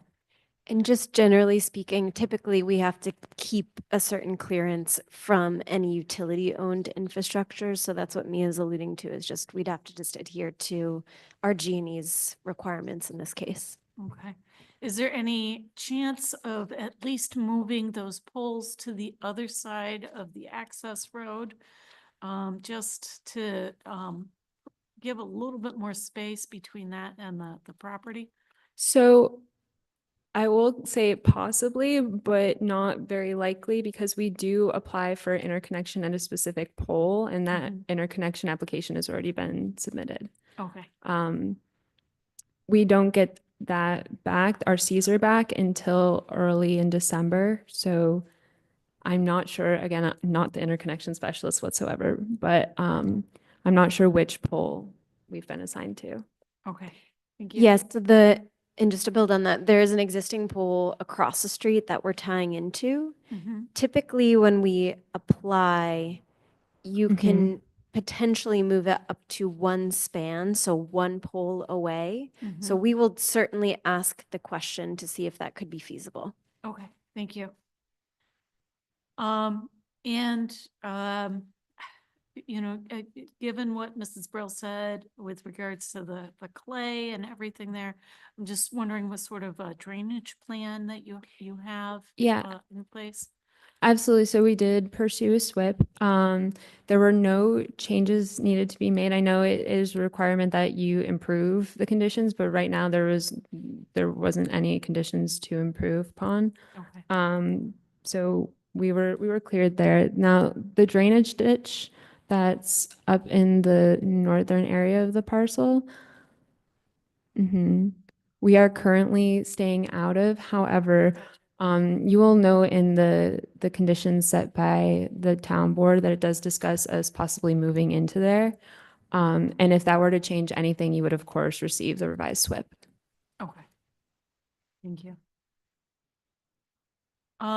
And I know you mentioned having a wildlife friendly fence. Just curious, what was the type of fencing that went in your other projects? Sure. So they haven't been constructed yet, but the spec that we have, they just have wider holes at the bottom, so like smaller mammals Small are able to. animals. Yep. Mhm. Okay, great. All right, thank you so much. Sure. Thank you, Mr. Frannick.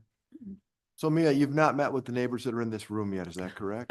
Two of them I of have, them or you have. well, three of them I've met. Two of them I've had a more extensive conversation with, and one I haven't been in touch with yet. But the folks in here, this Yeah. room, yes, okay. Would anybody, it's a little out of the ordinary, but would any of the neighbors like to come up and, yes, ma'am?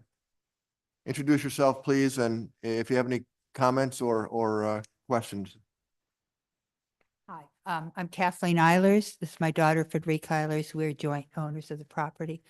What's your address? I'm sorry. My address is 408 Martin Road, but I own 396 Martin Road, which is the one directly east. Okay. Okay, and if you go back to that slide that shows what trees are being removed, has red, orangey red, yeah.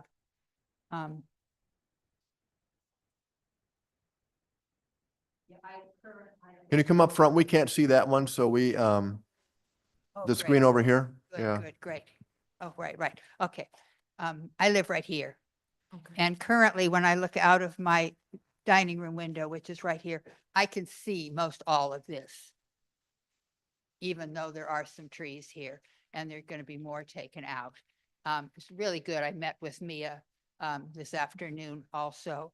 And the general plan at this point is to plant some trees at the property line here. Great. So evergreens that would grow fast. You just looking to infill, Mia? Yeah. Okay. Yeah. Okay. So that is not shown here yet. But that's okay with you. That that's- plan is suitable. That's a clearing plan, not a landscaping plan. Right. Yeah, this is the clearing plan, which this is not my property. This one is my property. But we're high up, quite high up. And it's pretty steep going down here. And like I said, I can see all of this area from my living room windows that are facing to the west now. So that's a concern. We've never seen anything from the Conservation Board either. So I don't know what their findings were, their plans were. So I would like to see that also. Yeah, they're online. We can transmit it as well. Yeah. That's fine. Have you guys have all seen it? Yeah, when they're posted online, we get an email. Okay, So, okay, good. See, that's my main concern. I need some camouflage in here that I don't. So you said you spoke to Mia. Yes, Yes, yes, and- yeah. and- And we walked all up and down Okay. here, down to here and everything. And you were else. okay with the solution that she offered? Well, we didn't exactly see it because the slope starts here already. And it goes down all the way into here and further, the sloping down. It's quite steep right in here. So it goes right down. And what we need is, some kind of a tree right along this edge here. You know, like you see that, the other one shows that there's plantings going along in here. We need some plantings going along in here too. For our previous approval, what we had. Can you use the mic, me? I'm sorry. Thank you. For our previous approval, what we had was a condition to work with the neighbors and then transmit the plan that we come up with that's co-signed by the neighbor to the board. Okay. Happy to do that, or to Chris or whoever you want to review it, but happy Okay. to do a very similar thing. Very good. Yeah, that sounds good. Yeah, that's my main concern. Okay, thank you. Thank you.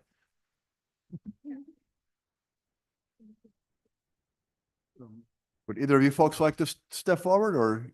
I'm sorry, while she steps forward, can I Yeah. ask a question, Mr. Chairman? Yes. I just want to comment on that. So do we have a slope problem with planting? I mean, how far does it drop? What kind of tree are you going to plant there to be able to? And I apologize, ma'am. My apologies for that. I just wanted to answer, because I know that we have a slope issue. I don't know what you're going to plant that's going to block that. It is quite steep. So we did have that discussion, like planting above the slope or below the slope. I think what's really key and important first is that we get some markers out there to define the property line. Right now, they're not there. I think with that in mind, it'll really inform where we're going to make those plantings exactly. Okay. But yeah, it would be obviously more beneficial to screen the top of that ledge. Right. Yeah, but we will see where the property line lies and then make decisions from there. Okay, so a change to the plan on maybe just some potential infill areas? I doubt that. Okay. Oh, tree gaps. I thought you meant ground. No, okay, yes. Yeah, no, is that okay? Did I pronounce that right? No, sure, you're fine, that's me. Oh, Yeah, no, I oh, was no, like, not like, grading no. fill, no, infill for the land. You wouldn't want that. Yeah, no, that's not changed to grading. Great. Okay. Thank you. Ma'am, come on up. Please Thank state your you. name and address. Barbara Quarta, KWARTA, 370 Martin Road. I just want to make a comment and want to tell you how much I appreciate your sensitivity to the loss of our view and for recognizing that. And we know that progress has to take place. And I haven't had a chance to meet with Mia. We haven't been around much this summer or early fall. So the recognition of planting some kind of screening or something that would work is very much appreciated. So I just want to thank you. Thank you. Okay, very good. Any other comments from the board at this moment? The farmer that had this, his name is Howlett? Yeah. Bruce? What did he farm on this property? Do you know? Nothing for a Nothing while. on That's that. been fun in a minute. It was just Beans, too much clay? beans and corn Beans and corn? over the last 30 years. And there was just too much clay there over the years. That's what it is. Yeah. He didn't get the Yield? the Yeah. yield that he wanted. Yeah. And like you'll even see on our plans, the restrictions that the wetlands put on us. We got so lucky to be like kind of cornered into this one spot. If you blow out of where we're zoomed into on our maps, you'll see the full 140 acre parcel and like everything north of that is wetland. So I'm not surprised that it wasn't successful for him. So I thought I've asked this during other solar projects, like how does it benefit the community? Yes. And the previous Mhm. project talked about how you can go on a website and register and. Yeah. I'd never heard that before. So my question, Yeah. okay, and you can comment on that, but my question is this. People that live in the general immediate circumference, if they could somehow benefit more than other folks out here, like they had said 8%, which is like nothing, right? But if people that live near that can benefit more, just what are your comments on that? Sure. I mean, I can't speak legally to if that's something that we're able to do. No, that's what I thought. Okay. I mean, I can't speak, I'm not gonna. Oh, sure. I don't know. Sure. Yeah. love to hear what you think. I mean, what I think, I think that sounds like a great idea. We love the idea of keeping things local, and that's what we're all about. That's kind of our essence as a company. But there was something, benefits. So when we applied last year, we did incentive zoning, which has a very like clear benefit in that way, which is it's different. We've got the rest of this parcel is going to go into lumber, so a farm operation. And hopefully that'll kind of replace the view shed in a nice way. I know you talked about deer. This should make sure they stay in the area as well. And then pilot agreement, the payment in lieu of taxes, going to the school, going to the town, going to the county. Great. But yeah, go ahead and if you would like to say anything about that. And I was just going to speak to the community solar aspect of it around, can we prioritize local neighbors to subscribe and get that discount? We are still asking those questions. We work with a customer acquisition partner to help enroll folks in community solar arrays. And what we understand is we can prioritize certain areas, but we're still learning more about that. So we can't say definitively, whether we can sign neighbors up on their behalf or whatnot, but I think we can certainly share the opportunity once available. Glad you're looking into it. That's Yep. That's just a thought I Yeah, had randomly, but for I mean, sure. imagine if you're that closely affected out your back door. Yep. But it can hugely benefit you towards your electric bill. Yeah, that is definitely the Have idea. a little solar panel than a tree. But I don't have to look at it. Yeah. Exactly. So thank you for looking into For that, sure. and thank you. And for- we will report back as to what we learn. Awesome. But glad to know it's of interest and would love to have the conversation with you guys as well as the neighbors. You Very can good. beep it to go by my house on the way to there. Yeah, I'll have to come knocking. Gee. How far down the road are you? You're like a mile down or? Middle road. Yeah. At the corner. of Middle, yeah. Mm-hmm. Very good. Mr. Martin, anything from engineering? No, I'm all set, Mr. Chairman. Thank you. Okay, very good. Mr. Young, any comments? Yeah, I realized my mic was off before and I can't really comment to your business plans, but it sounds like you'll look into it. You made him squirm, that's enough of it. Right? I should say squirm, but maybe jostle is.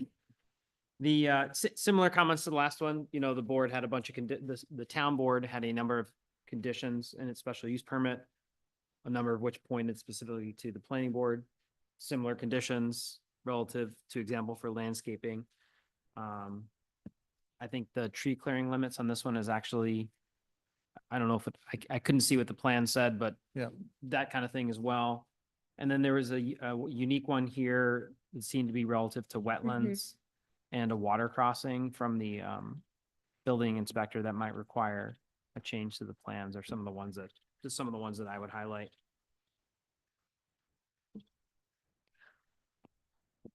We noted that too, the at-grade crossing across the pervious access road. So just received that comment. We're going to look and revisit that with our engineers for sure. And I can show that to attendees. If you could scroll to the overall site layout, there you go.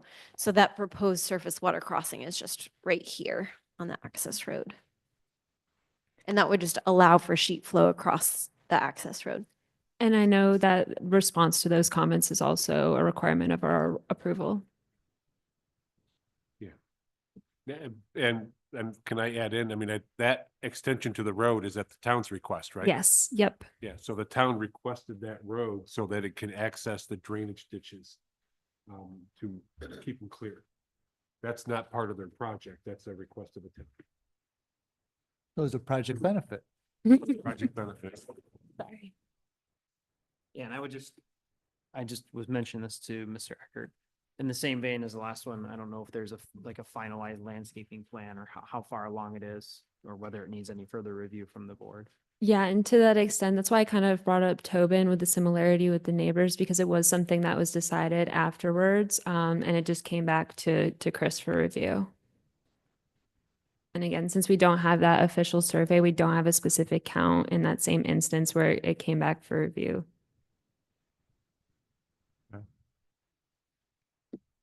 Oh, very good. I think that worked last time. That project seemed like it worked out pretty well.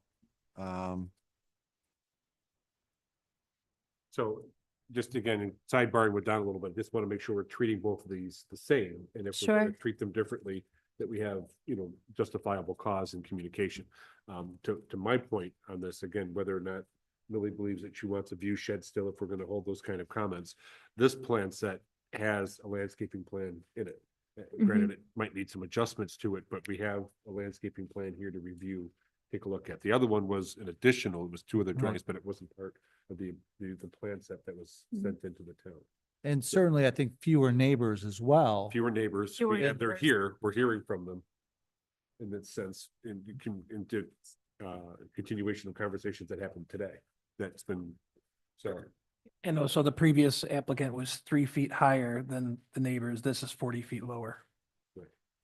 Yeah, is that a benefit or a deterrent? Like, Well, I mean, to me, it's easier to screen something that's below you than it is up there, but. That's what, yeah, it's really gonna depend on where we do put that screening in, whether it's above the drop or below the drop, because, I mean, like you're saying, yeah, above the drop is a world of difference.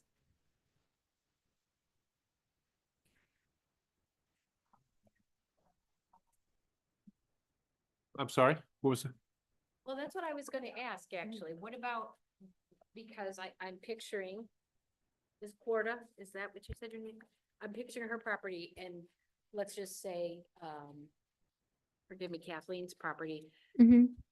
If it's on their property Mhm. just prior to the drop off, is there a possibility, as long as it's okay with them, with adding trees on their evergreens, if you will?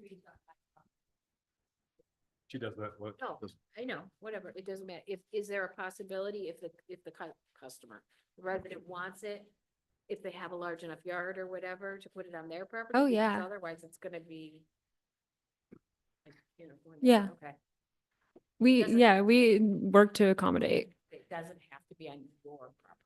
Thank you. And I'll add on to that if I can, Patty, the town's done that before too, but what we have done is removed the developer from the maintenance when it's off their property. So, they can't, guarantee that it's gonna be maintained properly, so we kind of give them a little bit of leeway on that. So, yeah, people do want plants on their property to benefit them, and the developer's okay putting them in, we just remove them from the guarantee. Well, I don't know if anyone's comfortable making a motion at this point. Yeah, I'd just like to also point out that one of the distinctions for me between this and the other project is just the proximity to the neighbors. We do have neighbors present who have expressed that the work that was done with them is acceptable. So that's the biggest issue for me. Thank you, Ms. Safranek. So the issues that you had with tabling the previous, you don't quite have the same concerns in this project. That's correct. Okay. Mr. Bukowski, is that the same? I don't want to. Yeah, I appreciate that you and Don brought up the idea that these have to be different if we do different things with them. So we're clearing up why it's different. And probably the biggest one is what you mentioned, Craig, which is the fact that it is part of the plan. It's not an addendum. So, I mean, we do have precedent to say why this is different. As long as we can do that, I think we're okay. At the end of the day, the planning board gets to approve, and review the landscaping plan. So if it feels that it has, in the prior one, sounded like there were some concerns about filling in areas to certain, to screen certain neighbors, that there was still work to be done there. The board feels differently here based on the information it has. Then so be it.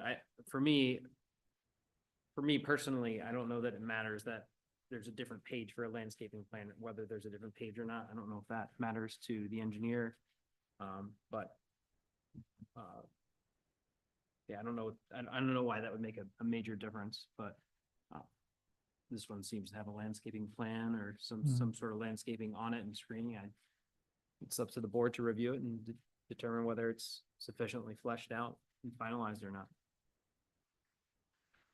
And to my comment on that, we've only, in a sense, in this review addressed, in a sense, one concern that's been voiced that's being addressed which was on an on-site meeting today. And I am happy to again be held to that standard that we were held to previously, where we do have to get a signed off agreement between the neighbor and what the landscaping plan comes out to be before it gets reviewed. So we can ensure that kind of communication continues going forward, make sure that's implemented onto plans. I don't think we can ask for any more than that. So I correct. think Yep. that's very, very nice. Yep. That's fantastic. All right. Well, the chair will make a motion to approve then, application 24-015, per the resolution.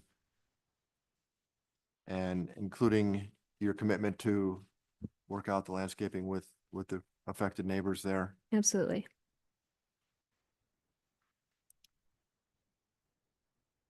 Can I get a second, please?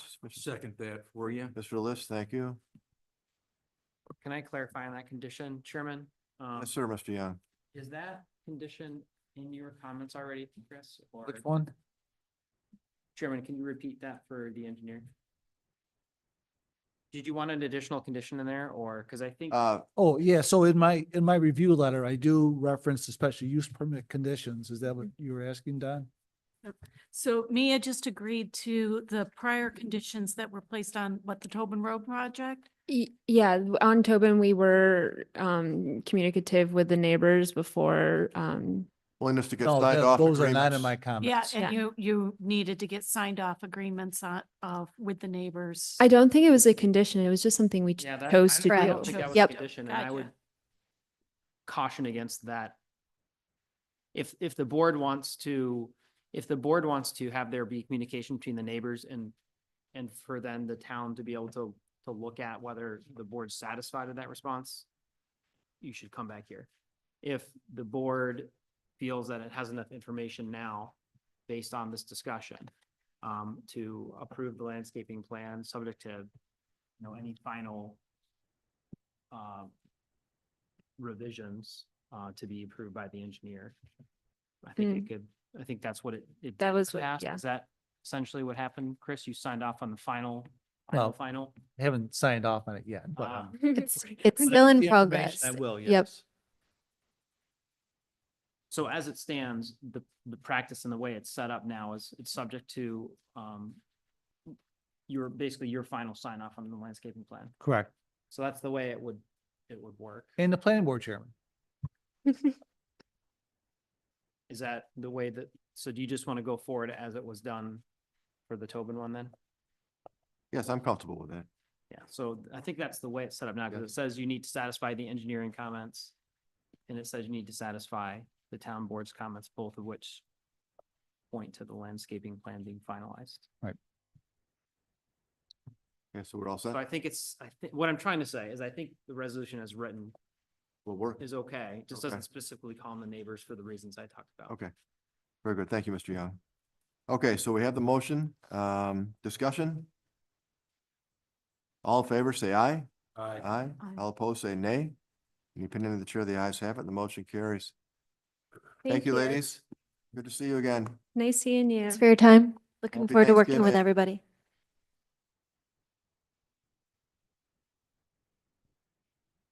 And thank you, neighbors, for being here this evening. We appreciate your comments. Okay, so we have a couple discussion items to wrap up our evening here.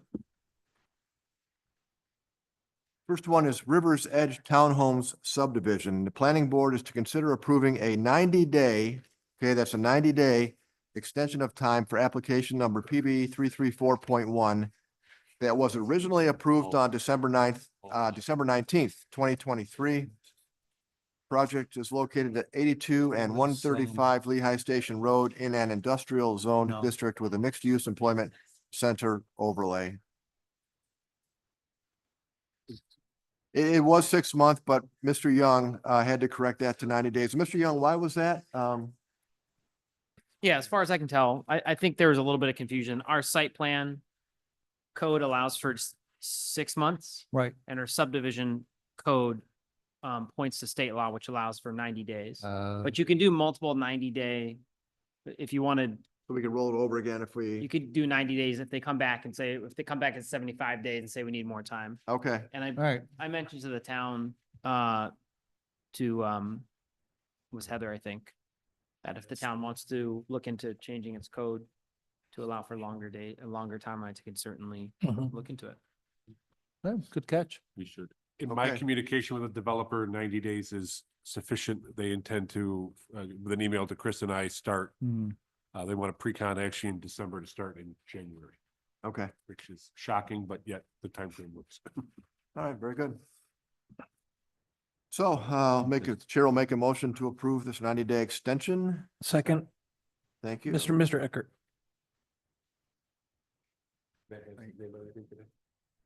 Oh, I got a second. I thought. Okay, discussion? All in favor, say aye. Aye. All opposed, say nay. The opinion of the chair, the ayes have it. The motion carries. Thank you. Still hanging in, huh? I missed it. Okay. Next discussion item, Bob Johnson Buick GMC, the planning board to consider approving a 6-month extension of time for application number 23-015 that was originally approved on November 17th, 2023.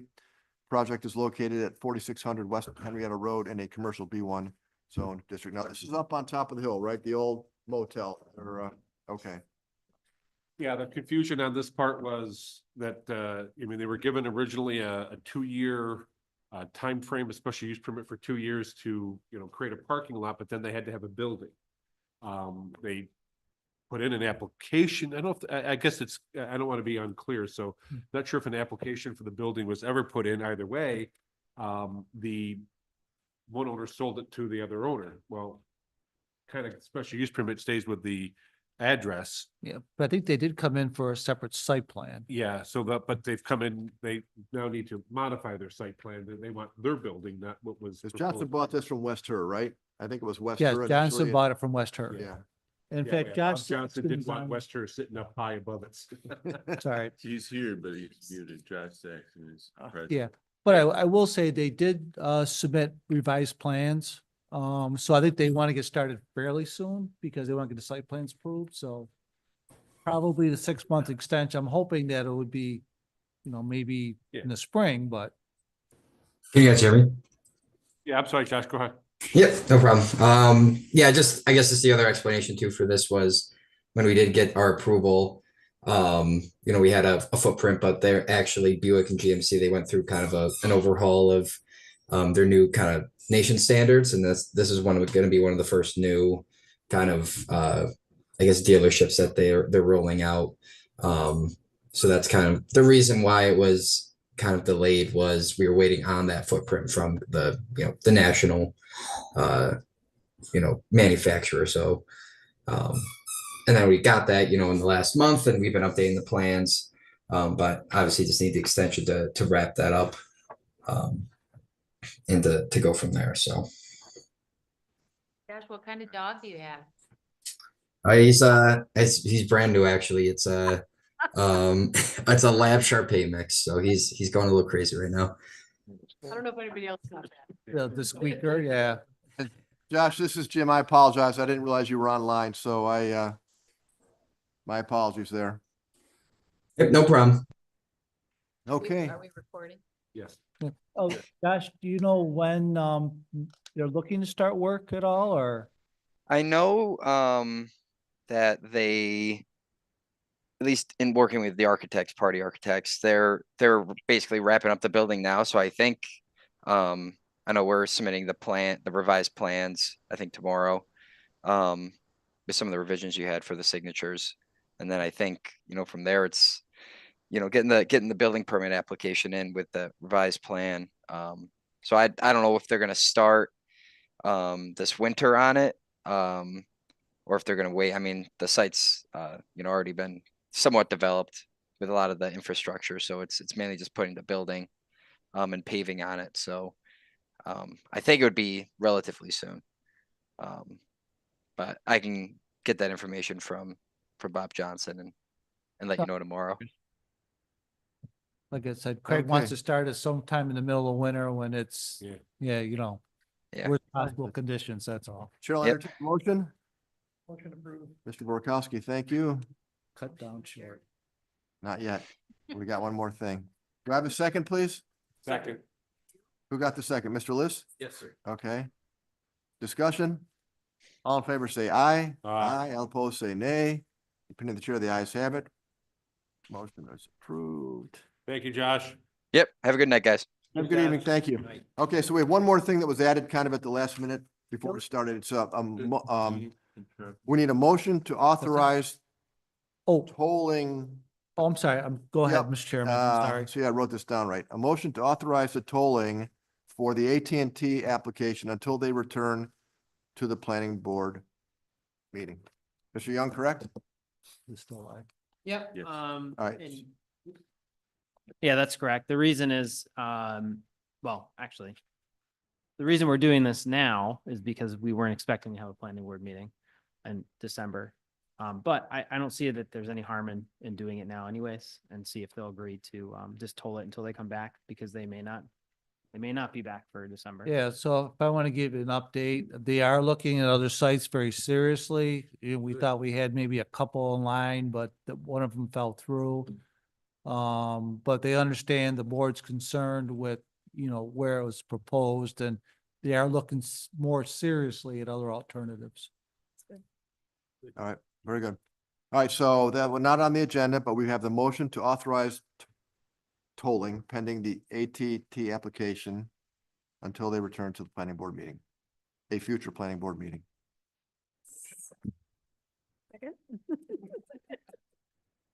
Whatever moves it along. We're all good. I'll second your second. Borkowski and Ms. Safranek had the second. Discussion? All in favor, say aye. Aye. Aye, all opposed, say nay. Opinion of the chair, the ayes have it. The motion carries.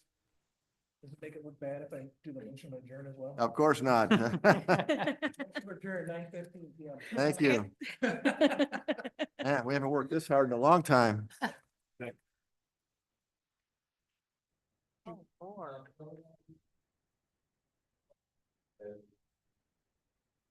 Well, if you're trying to get approval, then still. If you're getting something from the board as a whole, then it's still part of the meeting. And they're all here. Alright, so I guess, so this is not on the agenda tonight.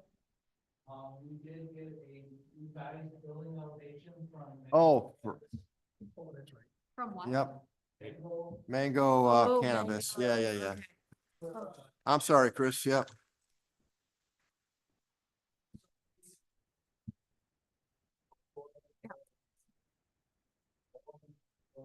Yeah, Yep. with green. they came back with another color, it was mint green. Jim, I think you had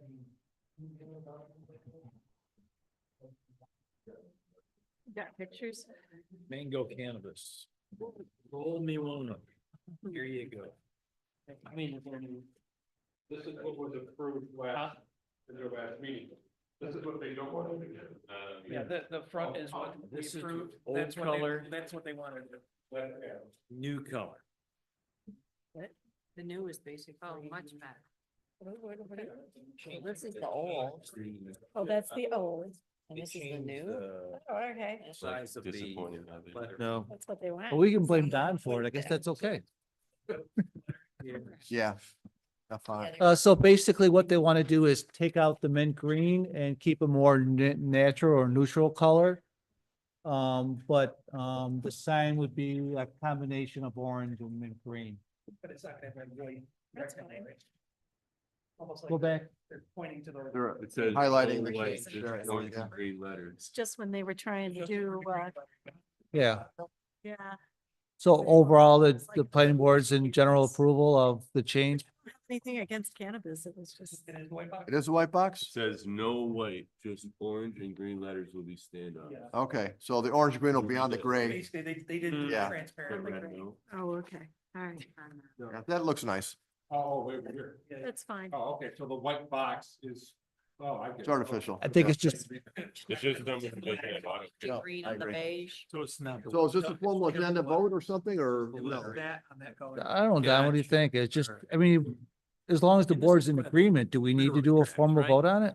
By May. They're asking if they can change, I mean, so this is different than what the board agreed to. Yes. Yeah, I mean, there's no problem with you saying, yes, we agree to the change and make a vote and move on. Okay. Yeah. Henrietta, I frequent all this. I gotta find more space to write on this paper. Same here. How many pages in those? All right, so Over we got a motion to approve the color changes. Seconded. Okay, so Mrs. Brill, I'll give you the motion, okay? Mr. List will get the second. All in favor, say aye. All opposed, say nay. Motion carries 7-0. Thanks, everybody. Thank you.